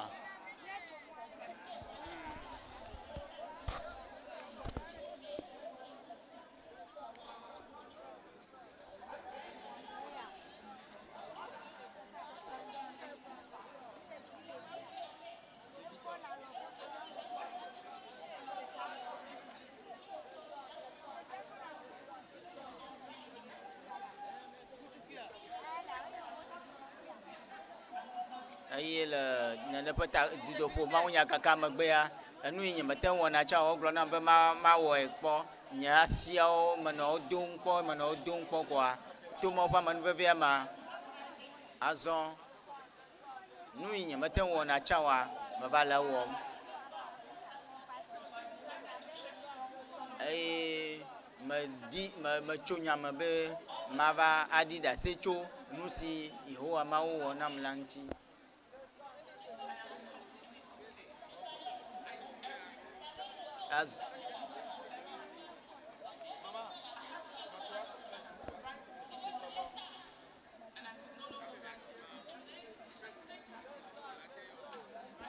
Eye tsa nyemete ŋu kuna mɔ le nye asia ƒe nyata vɔ egbe mate ŋu ku mɔ fã ale mɔ ale aku akafu Mawu.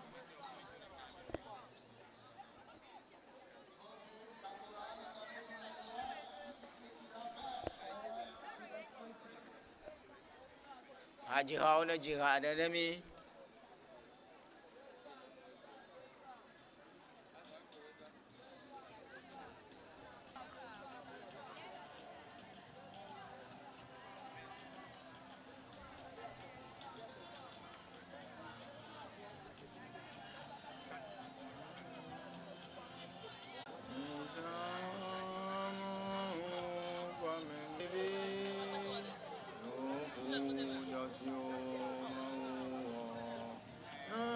akpe eƒe akpe ve kple wuieve.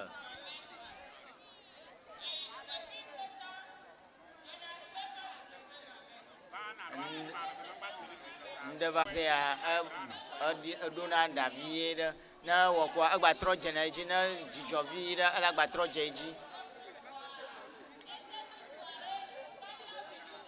Wòtrɔ ya le esime Mawu ƒe amea gblɔ Mawu nya vɔ eye mi do gbe ɖa vɔa o ɖeko woa na ma eye le esime wodo gbea ɖa vɔa ewɔ abe edzo ɖe nɔvi ma koa evɔ.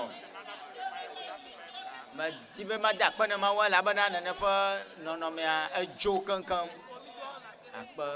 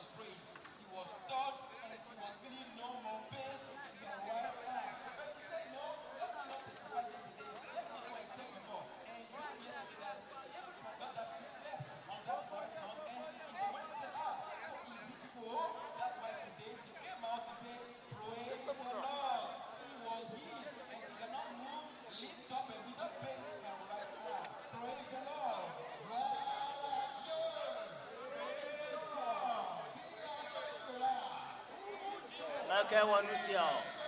Meke wɔ o.